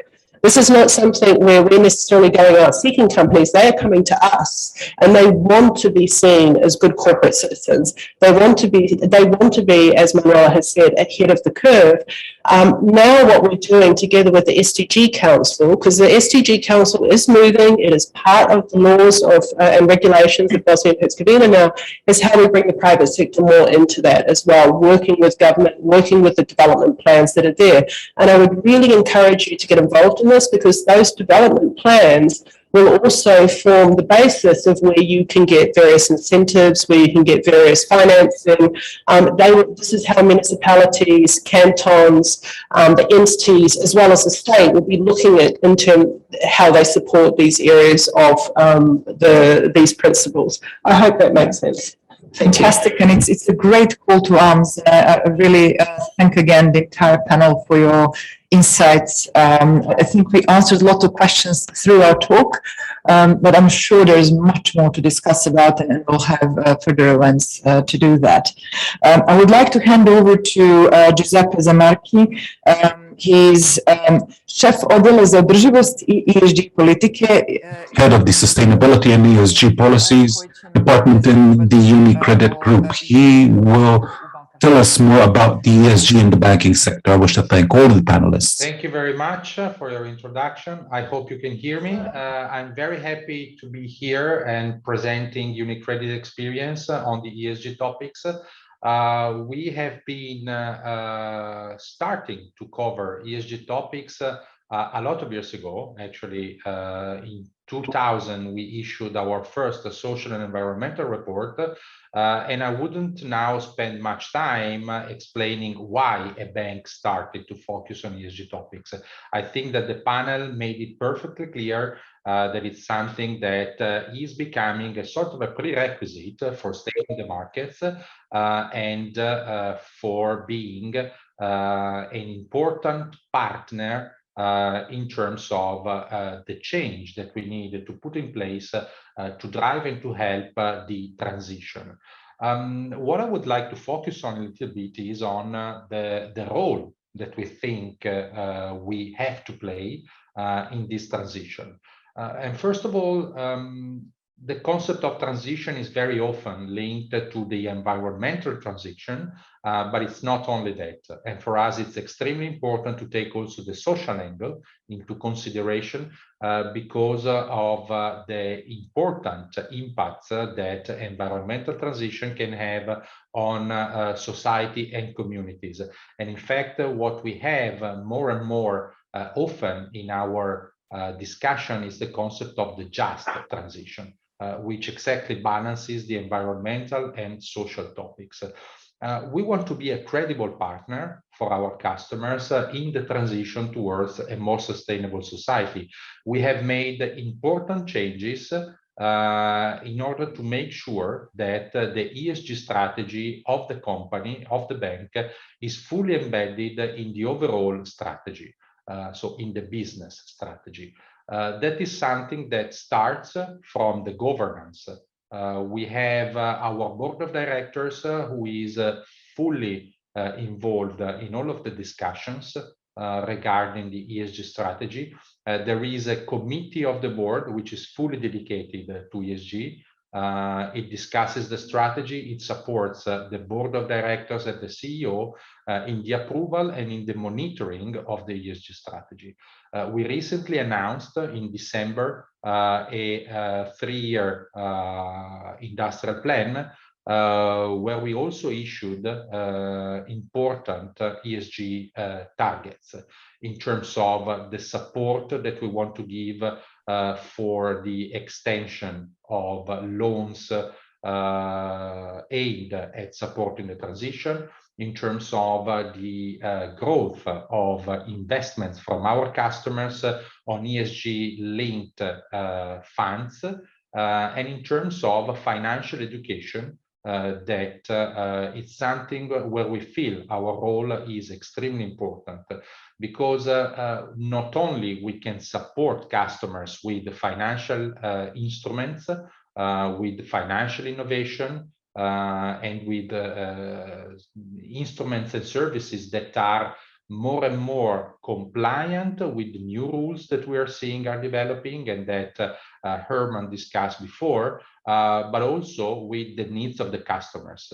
And an important need of our customers, maybe not specifically for large and multinational customers, but more and more for SMEs and for most small businesses, which are an important part of the economic tissue of Europe, is a support on the cultural change. Here, we need to make sure that we are able to push and to drive, in a sense, our customers to understanding better what are the challenges for them of the transition towards a more sustainable economy, but also what is there for them. I heard a question before on what is the positive side for companies to be involved in the ESG topics and to develop a strategy for ESG topics. Well, as a bank, we have probably more requests for us than in any other sectors from regulators. Regulation is asking us to implement and to embed ESG considerations within risk management frameworks and within lending frameworks. This means that we are trying to develop and to put forward a strategy in which we have to gather information from our customers, because the data we get from our customers are extremely important for us in order to understand what they need and how we can support them. But also, we actually need to develop a diversified approach in terms of support that we can give to customers, whether they are in brown sectors or in green sectors. I'm just using a simplified wording in order not to overcomplicate things. But the point is that sooner or later, we will see a differentiation in capital absorption between brown or let's say sustainable and non-sustainable deals. And that is something that customers have to understand very well. If they are able to give us visibility on their transition, on their trajectories, on their path, we will be able to give them a, let's say, better treatment in terms of interest rates, because we will be able to have a lower capital absorption thanks to this kind of regulation which is developing. EBA has received from the European Commission the mandate to come up with proposals on this. We are waiting that, and in a matter of a couple of years, I think that this will translate into reality. So it's true that there is a lot of work that companies have to do in order to embed ESG topics within their business strategies and business models. But it's also true that there will be benefits in terms, at least, of treatment from the banking system. But also education and training is extremely important for our people. In order to be able to understand our customers, we need to speak their language. We need to understand what are the challenges that they are facing and how we can develop products and services in order to support them. And that is why we are also investing a lot on training for our colleagues. We have created, for example, a differentiated path, which is going deeper and deeper into specifics of sustainable finance and into specifics of how to help clients understand the challenges of their sector in the country where they operate, because we think that is the only way to be able to drive the cultural change which is necessary if we want to really be a witness and be an important player in the support of customers to this transition. That's basically the role that we want to play. As I said, it's something that is actually involving a lot of our board members. The top management also is extremely involved in this discussion. Besides the ESG committee of the board of directors, we also have the so-called ESG Strategy Council, where all the heads of businesses, the heads of risk management, compliance, data office, strategy, communication are involved on a monthly basis in order to monitor the advancement in terms of implementation of our ESG strategy. It's also a council where we discuss what is going to happen in terms of our approach to specific sectors, like, for example, the energy sector or the coal sector, because an important commitment that we took at the end of the year, just before the announcement of the plan, is to sign up for the Net Zero Banking Alliance. This is an important step. We know that Paris Agreement goals are knocking at our door. We know that we have to be as much as possible quick in reaching the net zero in order to be able to contain the effects of climate change. We signed up for this commitment to be net zero in our lending operations by 2050. And in the next 12 months, we will develop our approach on this on the most important sectors in terms of climate change and in terms of our exposure, in order to explain how we will be able to reach those goals and in practice what it means for our business and for our engagement with customers to go on that pathway. So that's it from my side. I don't know if there are any questions or if we can move on with the rest of the conference. Thank you. Thank you, Giuseppe. This is really insightful and really brings us further now into the practice and how companies approach ESG. What I would like to pull out is this idea of it's a process. It's not a one-off thing. This is something that you don't have to be perfect on day one. It's really important to be able to show improvement, and both banks and investors like to see that. And the next panel will actually talk exactly about that. But there is a lot of support you can see from international organizations, investors, asset managers. There are quite a lot of information out there and a lot of sources. Now, I would like to thank everyone again for your contributions. I'm sure that the audience has noticed that we have shifted the agenda a little bit to allow for Giuseppe had a prior appointment, so we had to hit the noon, but we have not forgotten about the need for coffee. So we will have now a 10 minutes break to get that caffeine habit going, and we will reconvene for the second panel. Thank you all. Thank you.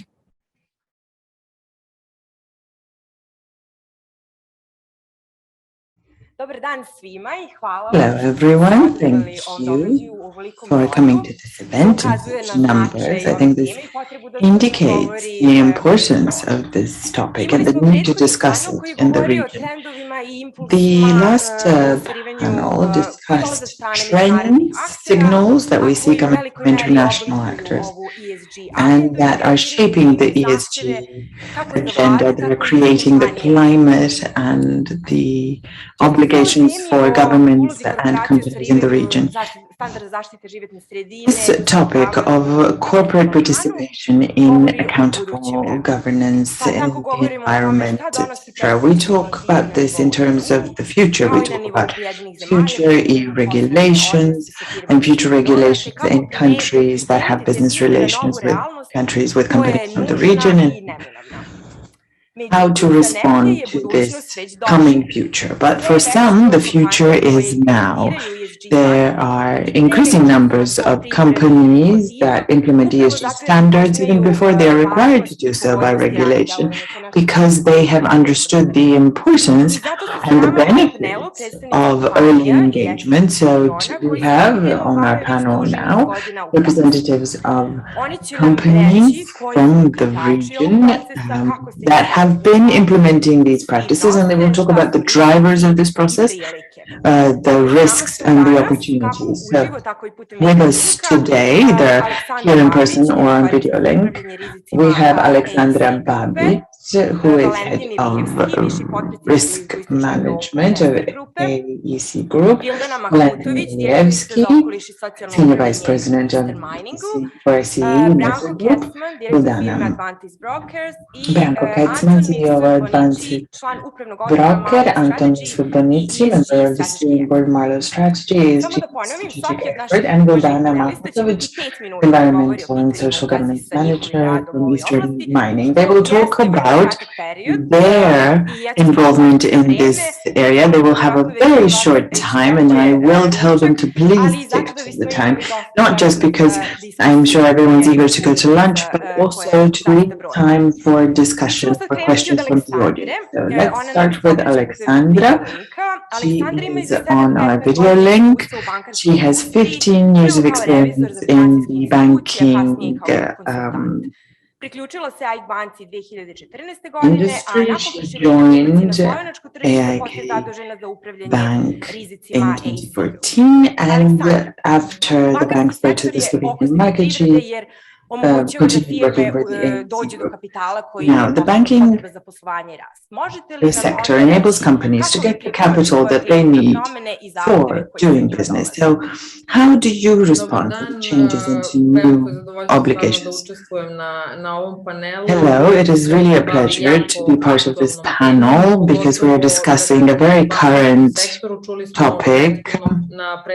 We've heard from the previous presentation from my colleague from the UniCredit group that they have been dealing with these issues for a long time, and this is true of larger banking banking groups in the EU, but now this topic is becoming salient also for smaller banks or smaller groups that are in the region, including those that are part of a group that is EU-based.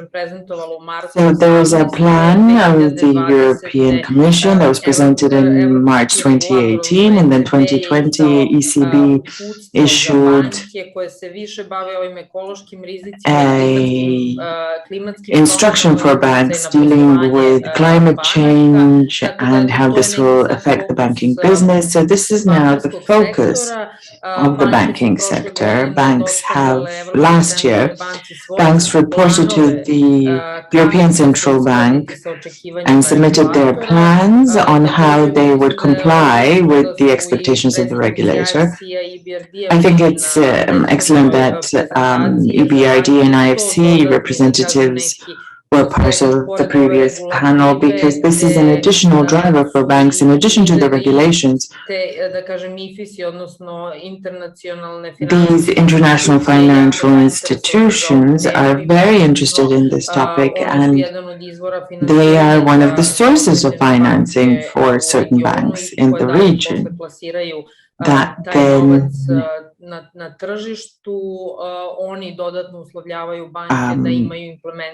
channel this money into this capital into the market.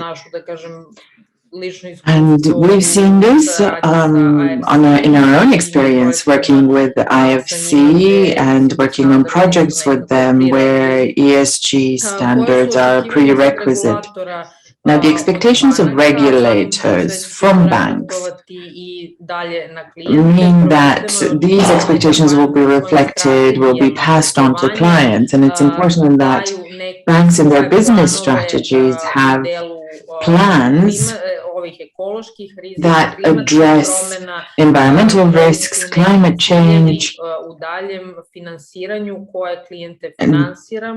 which clients they are prepared to finance and support through this transition. It's also important, this governance aspect, where the regulator, depending on the size of the banking group, but regulators expect that experts for this area will be on the boards of banks. Now, this is usually expected of large banking groups, but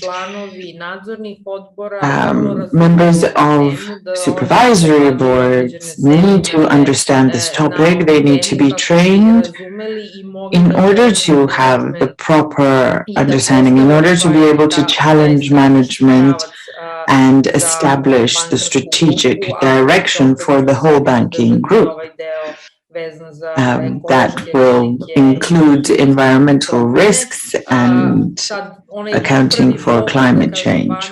The primary focus of banks has been to comply with the regulations through internal acts. The ECB has presented an analysis on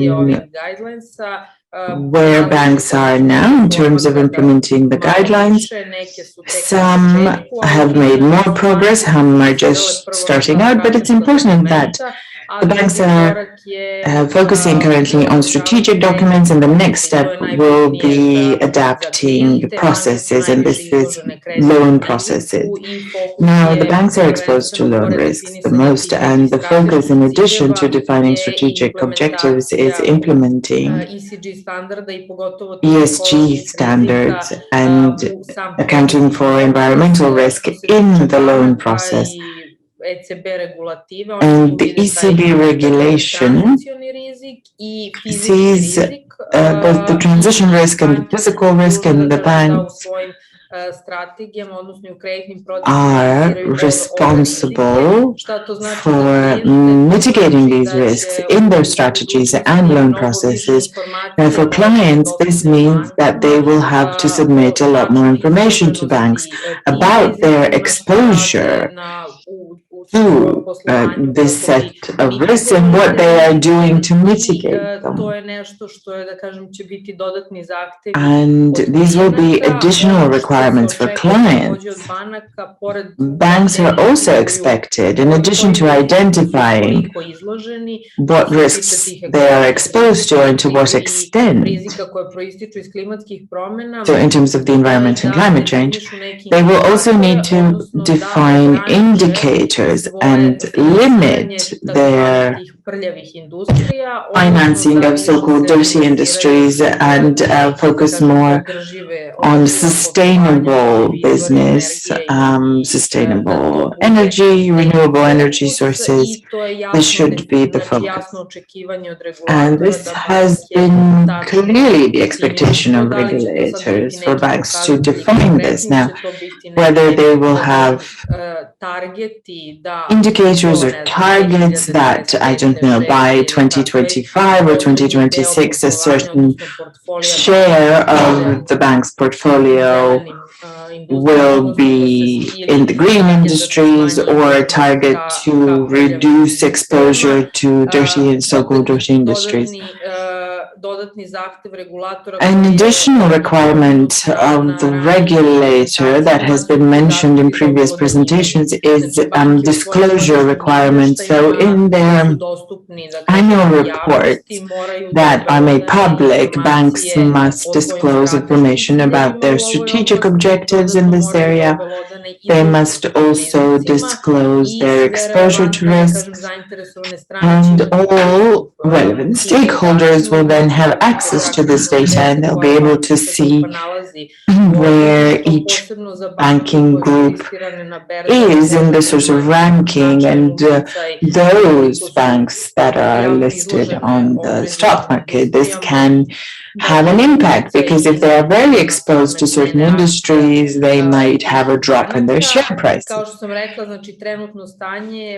Now, the current situation is that banks are working intensively on complying with the new regulations, because that is the first step, compliance with regulations. They are also doing a lot of data gathering and data analysis, and I think this will be the biggest challenge for banks. But it's also a burden on clients, because now they will have to deliver a lot more data to banks, so that banks can determine in detail and very precisely what their exposure is to certain industries. And this is something that colleague mentioned earlier, the EU taxonomy. The banks are now implementing the new taxonomy, and then they need to limit these exposures. And I think some of the next steps will be for banks to see an opportunity here. And I think the IFC representative mentioned this, that banks need to develop green products or green, some banks are considering green bonds. And this is an opportunity for banks to develop special products to finance sustainable business, renewables and green projects. And I think this is definitely something that will be in the foreground, not just for large banking groups, but that it will also trickle down into the region, into local banks. Maybe because of the lack of regulations, perhaps this isn't a topic that is being talked about, but I think in the very foreseeable future, this is something that will become a reality for all of us. We will have to look to the ESG principles throughout the process, from the first time the client comes to the bank to approving the loans and then monitoring, etc. So this is, I think, the expectations of the regulators and the current state of the banking sector. Thank you very much, Alexandra. These are some of these issues that Giuseppe Zammarchi mentioned as well. panel, I think a lot of questions that were really intended for him will probably pass on to you, but I think it's important that you mention that there are real and serious requirements and risks for banks and clients, but that there are also significant opportunities, and I'm looking forward to discussing this further. But to keep to the agenda, our next speaker is Valentin Ilievski. He has more than 25 years of professional experience. He is currently Senior Vice President of Messer Group for Southeast Europe. In his productive and successful managing career, he has international experience in mechanical and chemical industry companies. Now, preparing for this panel, I realized that your company devotes attention to various aspects of the ESG agenda, from decarbonization to what I particularly liked, increasing the share of women in higher management positions, as well as various measures to protect workers and employee rights. Now, these are noble objectives, but how have the steps undertaken to meet them affected the profits of the group? So can we have profit and planet and people at the same time? Thank you. We are from the private sector, and most people from most of our colleagues from the private sector view ESG as an EKG, except you don't go to the doctor, you go to the bank and you have to submit 200 pages of data. Now, we are a company that has been in the market for 24 years, and we're hoping to continue to be. We want to see how we can be as successful in the future as we have been up to now. So I wanted to share with you some examples from our practice to tell you how we did some things and how we have remained profitable. When you look at CO2 emissions, there's a factory producing CO2. We take the CO2 and we freeze it. We, of course, purify it, freeze it, and then we can sell it on to companies, or soft drink companies, I don't know, Coca-Cola. It can also be used when it's frozen for transporting produce, and it can be used in wastewater processing. So we use a harmful byproduct to create something useful and beneficial. In terms of the environment, we're also looking at hydrogen industry. Our company recognized that buses need to be hydrogen powered. There are a lot of projects in Europe. We are working in the US as well. There's also companies such as Airbus that are going in this direction as well and reducing emissions. A colleague asked, what is green? Is nuclear energy green, or is it just solar and wind, or water hydropower? Now, a lot of countries treat nuclear as green energy, and we're going to see how that will go. Also very important for the environment in that we do. If you want to save energy in your house and you need to make your windows energy efficient, this is possible. You retrofit your home. Now, we weren't forced, we weren't driven, but we want to be innovative. We want to see what we can do beforehand to make sure that we can reap the benefits of being ahead of our time. We want to reduce the emissions over the next 30 years, and that is what we're That is our objective. Now, something that might be considered a cost, we look at it as an investment, and we will see a return on it in the long term, 20, 30 years. Now, we're a family company, so we always look long term. In terms of people, what is important? How do we get innovation? You train your people. Education is key. Every employee needs to be trained, and we need a training plan, individualized one. And we need to retain employees. We have an example of a company in Sarajevo. They have a fitness center, for example, as part of the company, and employees can use it without limit, and this helps motivate people. Another component that my colleague mentioned before is how do we treat our people? We have diversity. We work from Chile to Japan, and we have 100 different nations represented in our companies. There are only 5% of Germans, and so it's very important that we have this diversity. It's important to have gender equality. So we have 3 women in our advisory board. 10 years ago, there were 0. Now it's 50-50. And this is added value. When you involve women in the process, it's clear that you get an added value. I would also like to highlight that health, nutrition, these are things that we also consider significant. And because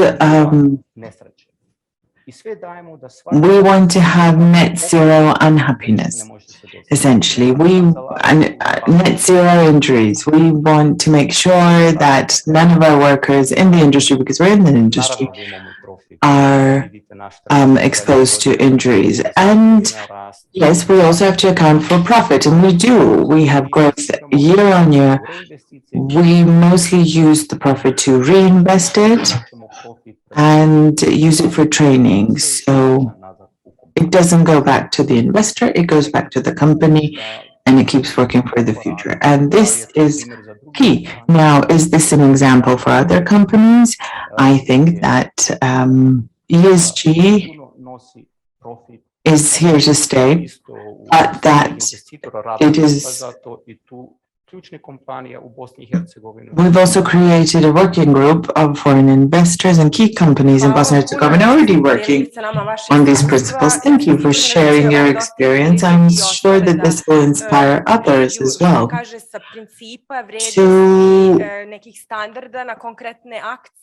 go from standards and values to concrete actions. Perhaps we can't do everything all at once, but we can start. I'm sure you'll have a lot of questions about this. Something that I think everyone has, each panelist has highlighted today, is that this is something that is long-term. It's a long-term investment, and that's how we need to view it. Our next panelist,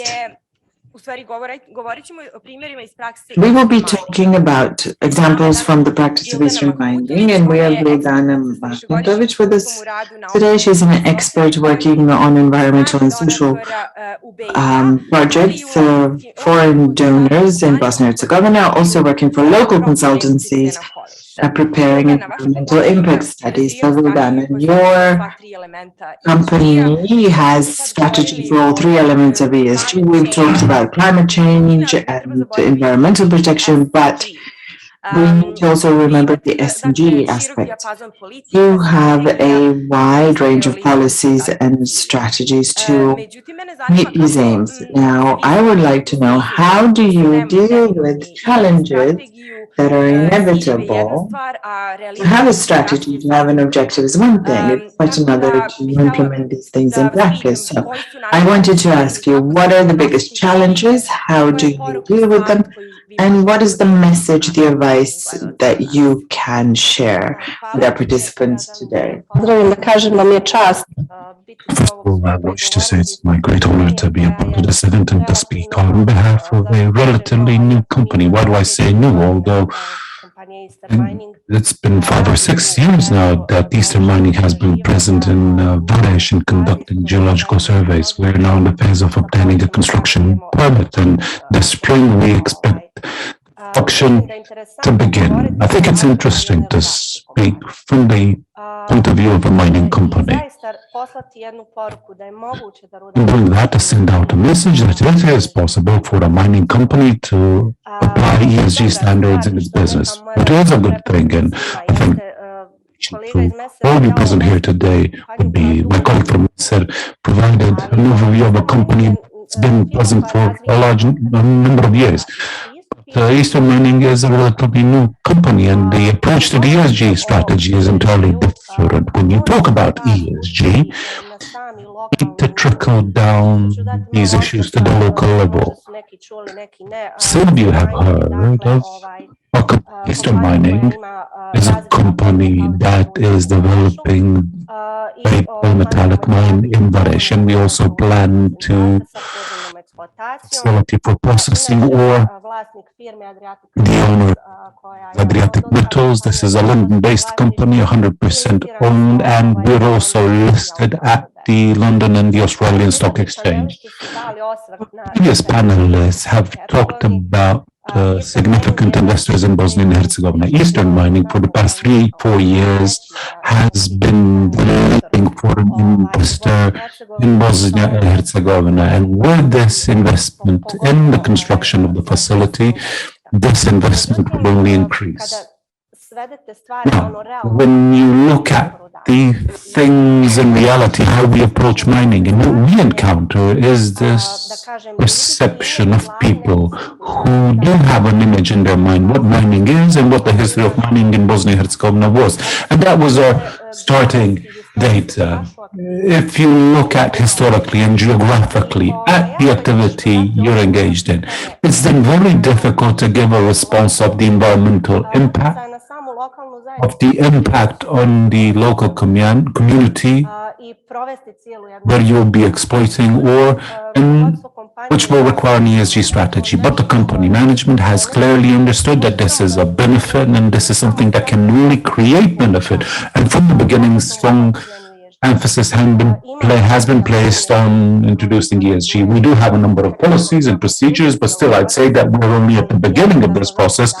I firmly believe that we've set excellent foundations. But speaking from my own experience, I'd like to share with you what are some of the challenges we faced. When we talked about the E aspect, namely the environment, what is important about the project that we're currently working on and developing?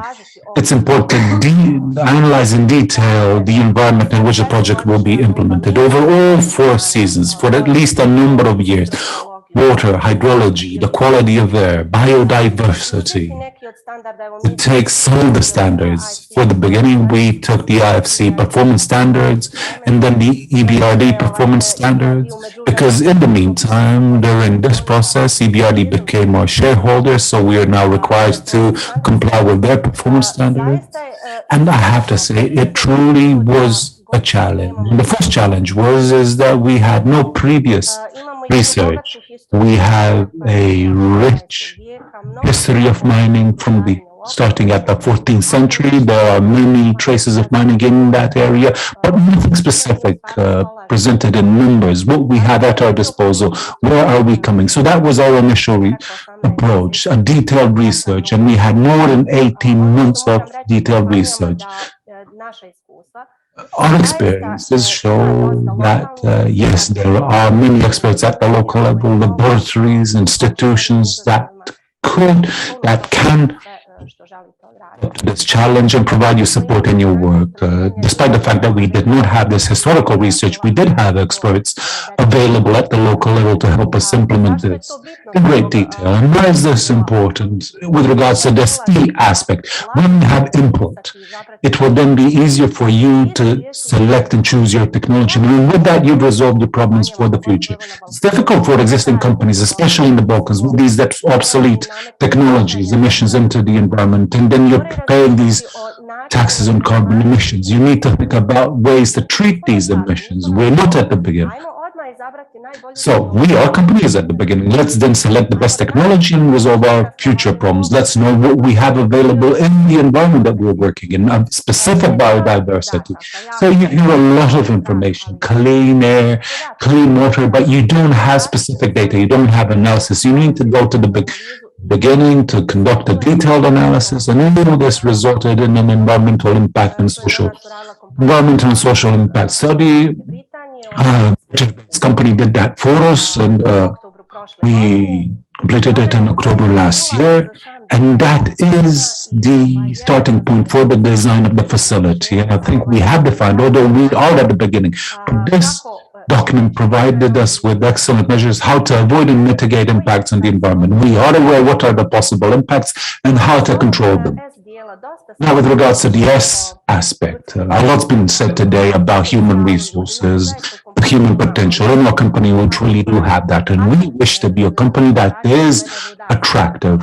Although we are in the mining sector, we wish to attract people and women, but I'd also like to say something about health and safety, a very important aspect that we pay great attention to. And I'd like to say something more about the other important thing. When I say you need to adapt your ESG strategy at the beginning to what you do, the local community, oftentimes you will be asked, does the local community accept you? What are their thoughts and views about your project and activities, and how to respond to that question? Now, if you look at the demographic data, we had last census, population census in 2013.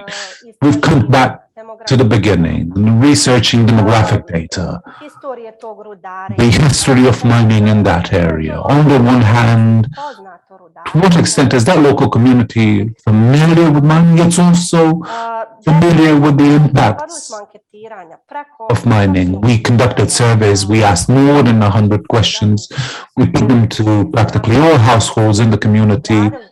We've processed that data and we obtained clear indicators, what their concerns are, what is it that they want, what do they fear. And that was the input for us in developing all our policies and strategies. So you need to adapt the project to them.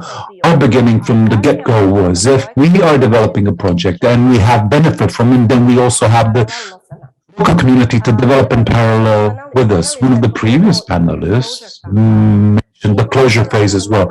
We've already developed the mine closure plan. We know that the mine will have a certain lifetime and that its exploitation will end. Then what do you do with the infrastructure? What happens with the local community? What happens with the people that you train and who worked for 15 years in the mining sector? So already now we're thinking about those phases to follow. We've opened an information center in the city of Vareš. It's open to the public. They can ask all the questions they have. We've contacted and approached the local media using our social media, and I can say that we have excellent cooperation with the local community, with all the chairmen of the local community, all individuals, anyone who has any question or concern. We're open to them and we're ready and willing to respond to their questions. And I'll add just one further thing, something that in our case has proven to be excellent practice. We established a committee for relations with the local community. This is an independent body, a body independent from Eastern Mining. It has 33 members, including representatives of governmental and non-governmental organizations, not only from Vareš municipality, but also neighboring municipalities of Breza and Kakan. We have quarterly meetings where we constantly update them on the progress of our project, and we receive and take questions from them. So, in brief, that would be what we do. It's very difficult to share everything in 5 minutes, and I'm certain that colleagues will cover many aspects of the G section. But my message today, I wanted my message to be today, for a company that's fairly new, there are excellent and great benefits when you implement ESG from the beginning. Thank you very much. I do agree, although you do talk specifically about the mining industry. I think that many of the things that you mentioned resonate also with other sectors, and some of the principles that you perhaps articulated here today, such as transparency, the importance of being transparent in dealings with the community, and that engagement, being familiar with the community which you work with in the local community. That's something that anyone can implement and apply. You also mentioned that it's important to adapt the ESG strategy to your business. You're a large industrial, a large company, and perhaps not all of this will be possible to implement government and certain smaller companies, but I think it's important that they too know what is relevant for them, what are the risks, what are the opportunities, and then to be guided by that. Our next panelist is Mr. Branko Kecman. He's the CEO of Advantis Broker. Branko has more than 20 years of experience in working at the capital market in Bosnia and Herzegovina, first as a broker and then as a manager of investment funds. Advantis is a long-standing partner of the IFC on projects dealing with corporate management and ESG. Branko, you have long-standing experience at the capital market and a clear commitment to ESG standards and promoting ESG standards in doing business in the region through raising awareness, organizing training, providing consultancy and advisory services. From that wealth of experience, I'd like to hear, what is it that we need to do? What is it something that we've had to do practically yesterday, and what's something that needs to be done on the midterm so that Bosnia and Herzegovina and the region are aligned with these international requirements and standards? First of all, let me thank you for the invitation, and I'm honored that such an event has been organized in Sarajevo. Together with IFC, for more than 10 years now, we've been, let me put it this way, we've been fighting for a better community that would understand how important good corporate governance is, and now this impact of companies on the society and the environment. The first thing we need to do, I'll focus on Bosnia and Herzegovina now. The first thing we need to do, we need to change certain pieces of legislation. The project that we're working together with IFC, the plan there is to change corporate governance standards that we have here in our country that have been adopted by the Republika Srpska authorities and the stock exchange in Sarajevo. The banking agencies are then expected as their regulations. Alexander mentioned and everyone else said that the banks are the main driving force that will push forward all these changes. This then brings us to companies.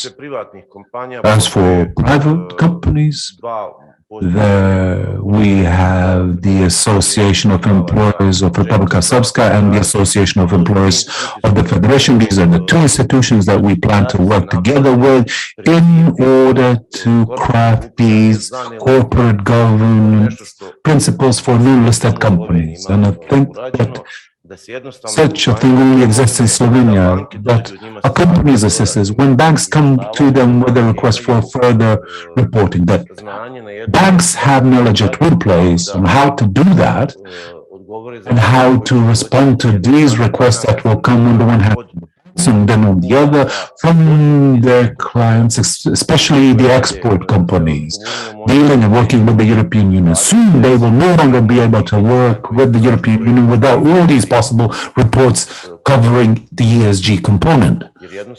Because simply put, if they're unable to comply with that, their customers will terminate the contracts with them and they will not be able to sell their products. It's beautiful to hear the account of Eastern Mining, and I'm happy that here in Bosnia we have a company, as Vildana put it at the beginning, that immediately wanted to set the highest objectives. I think that our local companies should have yesterday or today or tomorrow start thinking about these same things, because what's not been mentioned enough today are the customers. They will push the companies to think in a different way. At developed markets, certain research has been conducted showing that practically 2/3 of customers below 30 years of age, that they have this developed awareness on ESG, and that there are companies that have their business models by identifying that as their core value and have found their part of the market. I think that all companies, the competition has just begun in Europe. Some have not gone far ahead of our own companies. And if there is courage and willingness to say that sky's the limit there, I think really there's no reason for our companies not to win in this competition at the European level. So I do think the only question is, who will have such a vision? We, in the next 3 or 4 years, We have great plans and with local companies to work on changing legislation to provide advice to companies. There is this more difficult part, state-owned companies, and this is a gaping wound in our society. And we also have the energy sector, which relies heavily on dirty technologies, which is so social and this other issue. But this is a social issue whereby many people will have to change their jobs, find a different job, and it would be excellent if activities on this could begin as soon as possible to start discussion and to set a date for closing these operations so that people can find new and different jobs as quickly as possible. Another thing I'd like to mention, our company understood 5 years ago that tourism is an excellent opportunity for Bosnia and Herzegovina, especially outdoor tourism. And I think that if we preserve our environment, that will be rewarded by the fact that guests, customers from England, from Sweden, wherever, will come here, and that we will be able to see a greater profit from that than other countries in the region, because we have something that other countries do not.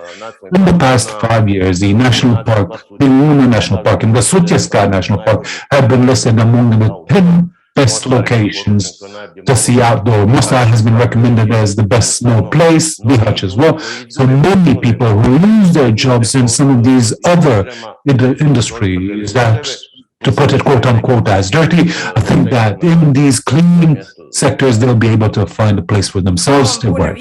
Thank you so much. You mentioned several, and I could have some 10 follow-up questions. On the one hand, there are risks and dangers of contracts being terminated if suppliers do not comply, but on the other hand, there are opportunities such as namely outdoor tourism. How do state companies then deal with all this? What is their role? And another important thing, this driving force of customers and the younger generations. This is something that Mrs. Ingrid also mentioned during the previous panel, and Mr. Valentin also mentioned that. I have, of course, they show better productivity. This also impacts profits. I'll leave these questions for our audience to ask. Let me end with our final panelist, Mr. Anton Mifsud-Bonici has been patient, waiting for us to bring him on board. He's the member of the government's board and the strategic expert for ESG at AIRE Strategy. He's the lead expert for ESG and business and human rights. He provides advice to investors in the gas and oil and mining industry in Russia, the Balkans, the Middle East, and Africa. I had an opportunity to witness in our few meetings so far your encyclopedic knowledge of the ESG agenda, its origin, history, and current developments. So I want to ask you this. If you had a white canvas, what is it that you would want the Western Balkan region to do? And here, I mean both governments and the private sector in order to harness opportunities presented by this new era of stakeholder capitalism. Shares your thoughts and welcome. Thank you, Maria, and thank you for all the other panelists. But first of all, to answer your question, I think the best thing that I can say is to have great success for the investment that you and the other founders of Sustineri have made. Your bold vision, your courage, your investment, and the risk that you have taken is exactly what the region requires. People like yourself who have taken the vision, the risk, and started a company, particularly in this area, dedicated. The future, Maria, is as always unpredictable, but what we can know is between now and 2050, just beyond or just before, it's going to be messy. It's going to be hybrid and complex. And therefore, what does ESG do, first of all, for in general, but also for the region? ESG is that number, that part of the risk with which we divide the value of cash flow. So when we value any kind of investment, what ESG has done has brought together the non-technical risks in a way that we can assign a number to them and add that to technical and commercial risk and divide the number which is cash flow. And this way we can determine now value with a more coherent approach. What do I mean by this? That ESG is a mix of metrics and concepts. And as I bring this closer to the question that you have asked, I'll refer first of all to what I think both Valentin and Vildana have said, which is that there is not one size that will fit all. There is it's one thing doing retrofitting, it's another thing designing for the energy transition. And therefore, anyone right now setting up the right architecture in the Balkans has to ask himself or herself, what am I really trying to do here? So you need to have the flexibility, whatever regulatory setup one introduces, to make that kind of distinction. Because having an ESG format that has to apply for everything in every case doesn't work, because it doesn't make sense. Second point is, and this is kind of an observation relating to the G, and I would say to you, it's not about corporate governance alone. Governance is wider. I've seen that the Bosnian translation of governance, it refers to it as very much, if I understand correctly, more on the corporate governance side. And I would say why that is not entirely correct. When we wake up in the morning, we see 50% of the problem in the mirror. So that's corporate governance. The other part of governance is how business interacts with the rest of society. And this is the very important part in terms of, are we being transparent when we do business? Are we being accountable? Are we doing business in a participative manner? Are we including different actors in society? Am I paying the wrong kind of contributions? Am I paying political contributions? I am part of corruption. This is part of governance. So that interaction between what I see in the mirror and the rest of society is very much the G concept. What is happening right now, which is an opportunity in the region? The nearshoring that is currently ongoing, the new mining province opportunities that are emerging, the fact that the EU and other OECD countries are putting funds available for investment in the Balkans. And as we heard in the first panel, and now again, there's huge investment opportunities coming. These are coming together in terms of what will therefore ESG mean when all this is happening. Now, it's not possible to try and do everything at one point, but some things become more urgent than others. There was an allusion, a reference, I think it was by Manuela from EBRD this morning, to legislations emerging in other parts of the OECD relating to, for example, human rights due diligence. Germany, yes, last July passed legislation. It will enter into force in January 2023. It obliges German companies that employ more than 3,000 people in Germany to report. And if they fail to report or report in the sense that they do have violations, they risk being excluded from public procurement in addition to being fined. It's a real risk for German companies. Now, German laws normally get applied, but the question of this law is its universal reach. And here is an opportunity, therefore, for Bosnian companies and other companies in the region who are part of the German supply chain, who can easily help the procurement departments of their German counterparts to comply with this new German legislation. There's a year to prepare, and a company like Sustineri would be magnificently well placed to start advising in that space. That is how you do ESG in practice. Now, as we spoke, governance in the region is a work in progress. I'm not judging in any way any part of the world, but we know, as Alexandra said before, and as Branko indicated, the regulatory setup is slowly coming into place. Now, when you have that existing gaps in governance, business can either be sit and just wait for regulations to come up, or else be part of that process. And the emerging thinking is through multi-stakeholder initiatives. So you take issue by issue, and depending on the size of the risk and fitting with the region, business can be part of multi-stakeholder initiatives with government and civil society, and not wait to be brought later. We've heard previously the UN speak about now business needs to come. No, bring business in the front end.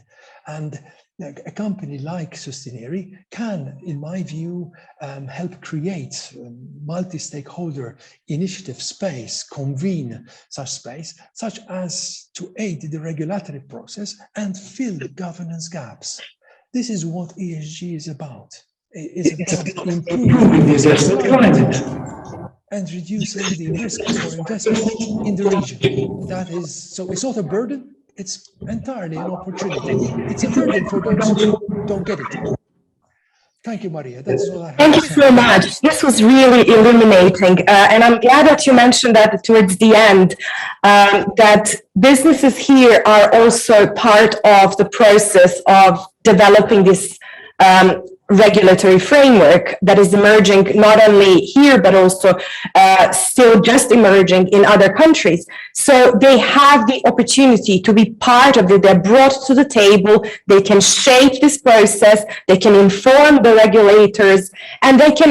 That also ensures an important buy-in, that they understand these rules and embrace them. So it's a really important theme. And thank you also for mentioning the new German legislation, which is extremely relevant for the region here, and it's what you say, universal reach. Of course, German law will not apply on the territory of BiH, but through these supply chains, through business relationships, it will reach to those, and that's probably something that Valentin also could reflect on. But we have very little time left. We need to wrap up. I would invite now all our audience online or here to ask some questions. We have about 6 minutes and then 10 minutes, okay? And I will switch back to Serbian now. Thank you, Anton. Da li imamo pitanja? So do we have questions from the audience here in person or online? Can someone help? If not, I have perhaps one too many questions. Here, I have a question. Hello? Leila Arnautovic. In a company, we are a leading oil and oil derivatives company, both wholesale and retail. And I'm very glad to hear that there are companies that are following ESG standards, including my own. I wanted to ask, because we are satisfied that we are implementing ESG standards, but maybe for Mr. Valentin, have you been recognized in Bosnia and Herzegovina by any level of government as a responsible and accountable business? And have you been recognized as such? Have you received any kind of acknowledgement or recognition for this? I think this does exist. There was a company in Zenica that used to use coal for their heating, and were producing high pH value wastewater, and then we used our CO2 products to purify this water. Now, of course, it's not at the level that this recognition is in Switzerland and Austria, but yes, there is more and more of this, but this is progress and it is gradual and it cannot happen overnight. I think this will still last for some time, but the key is that in the future, the trend is away from mining and towards recycling. So if you have a mobile phone, if you have a cell phone, there are so many precious resources inside. You need to extract them and make another phone, not extract things from the ground, but from things that we already have. And I think the trend of moving towards recycling will come here as well, but it's a process. It won't happen overnight. Thank you. We have another question here from the in-person audience. Thank you. I would like to congratulate the organizers on a wonderful event. And the fact that not only you're sharing the latest, and this is a very important topic, but you're bringing many of us to network, and you already made some friends from IFC and World Bank that you're going to follow up a number of initiatives. I just want to follow up on what Branko spoke about, tourism. And I want to take it not just outdoor tourism, but the tourism value chain. My name is Ibrahim Osta. I'm the Chief of Party for USAID's tourism project here in Bosnia and Herzegovina. And we're developing the tourism value chain, which is about 62 industries. When you look at tourism, which is the third largest industry in the world, 10% of Bosnia and Herzegovina's employment is either in or supported by tourism, and many of us as SMEs as well.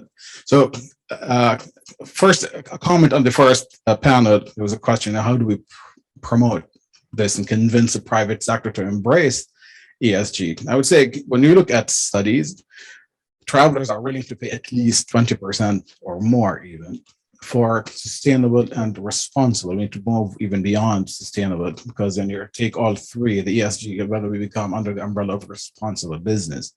So they're willing to pay if we inform them and if we tell them about the impact of their investment on the local community and the economy. So that's kind of in the spirit of experience sharing. But I wouldn't be doing my job if we don't invite all of you to partner with us, because as I mentioned, tourism is a whole value chain of many different sectors, from the food producers to transport, et cetera, and also having to work on environmental sustainability and improving even the protected areas. All of these industries, whether you're in mining, you're impacting the protected areas, whether you're in manufacturing and otherwise. Let's put our hands together and find areas where this USAID project can work with you, whether in corporate governance. Let's do maybe a conference on corporate governance for the tourism and hospitality sector, or on the various other initiatives. So we're open. I would love to take this discussion forward on one or a multitude of different facets of ESG. Thank you.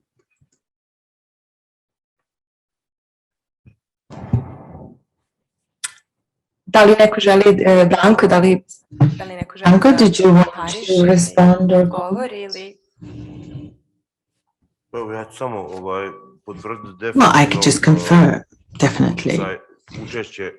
The share of tourism in the overall economy in Bosnia and Herzegovina is looking to increase significantly. And what Ibrahim mentioned, we need tourists, we need guests who are environmentally aware, high level of environmental awareness, who will help us make a profit, sure, but also preserve nature. Thank you. Are there more questions? Maybe from, yes? We have two questions. Okay. So the first one concerns the mining sector. How is the information of these CSR ESG initiatives implemented in B&H communicated to stakeholders? Do companies publish country-level, non-consolidated annual sustainability non-financial reports in accordance with the GRI standard supplements for the mining sector? This is the first one. And the second one is, what training is needed both at the level of senior management and at the level of all employees to ensure that they understand the standards that need to be implemented in practice?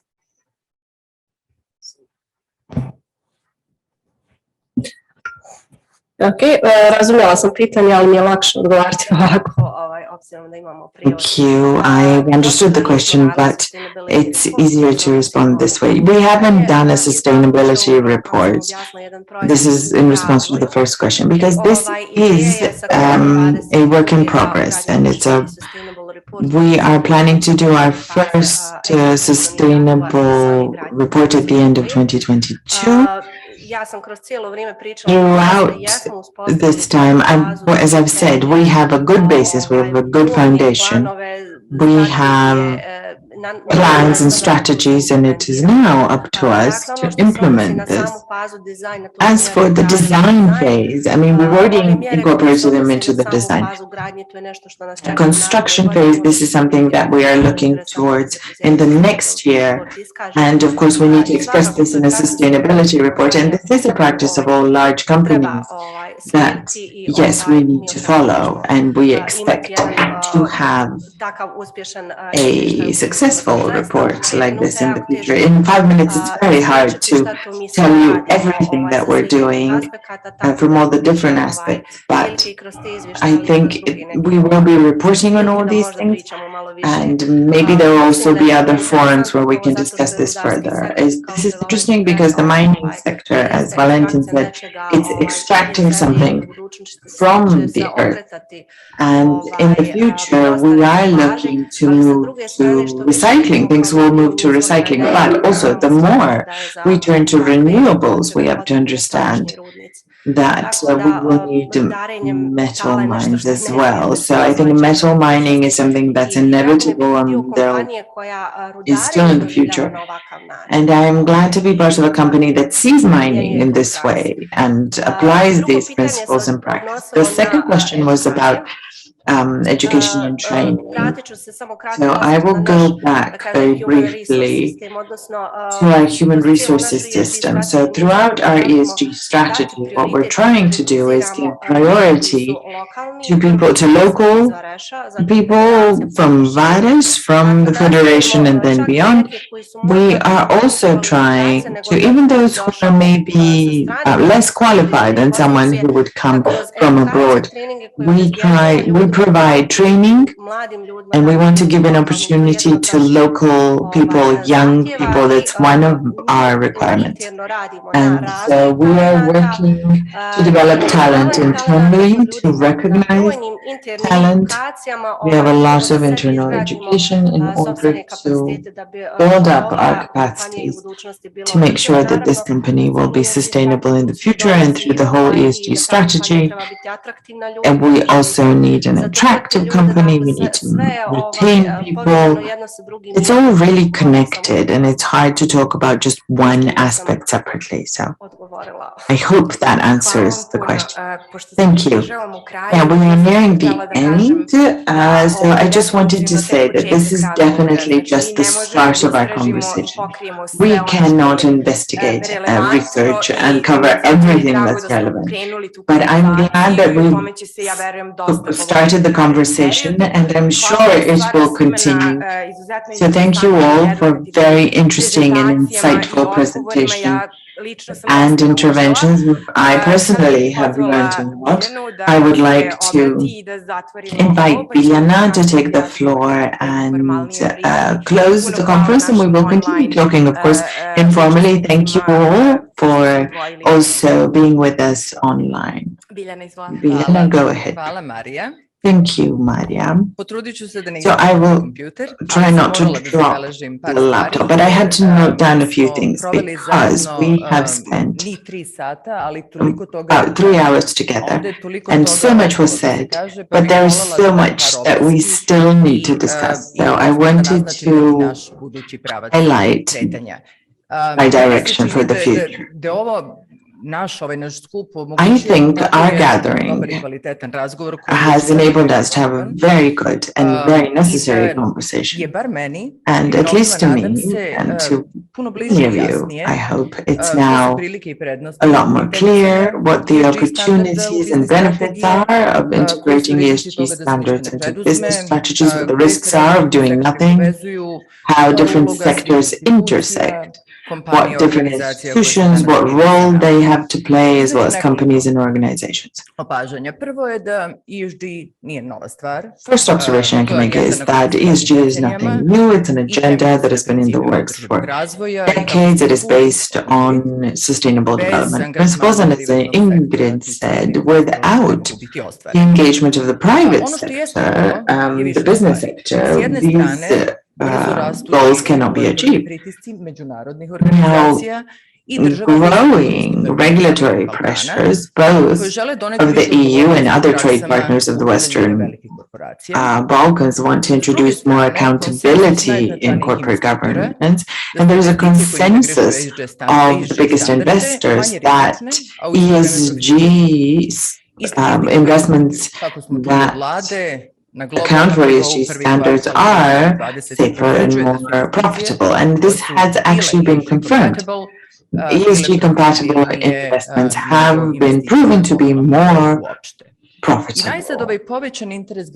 And there's an increased interest of communities and citizens, and as Mr. Ketzman said, interest on the part of young people. Something that maybe we didn't get to talk about too much is the effects of the COVID crisis and how we think about our interdependencies and communities after the lessons learned from the COVID pandemic.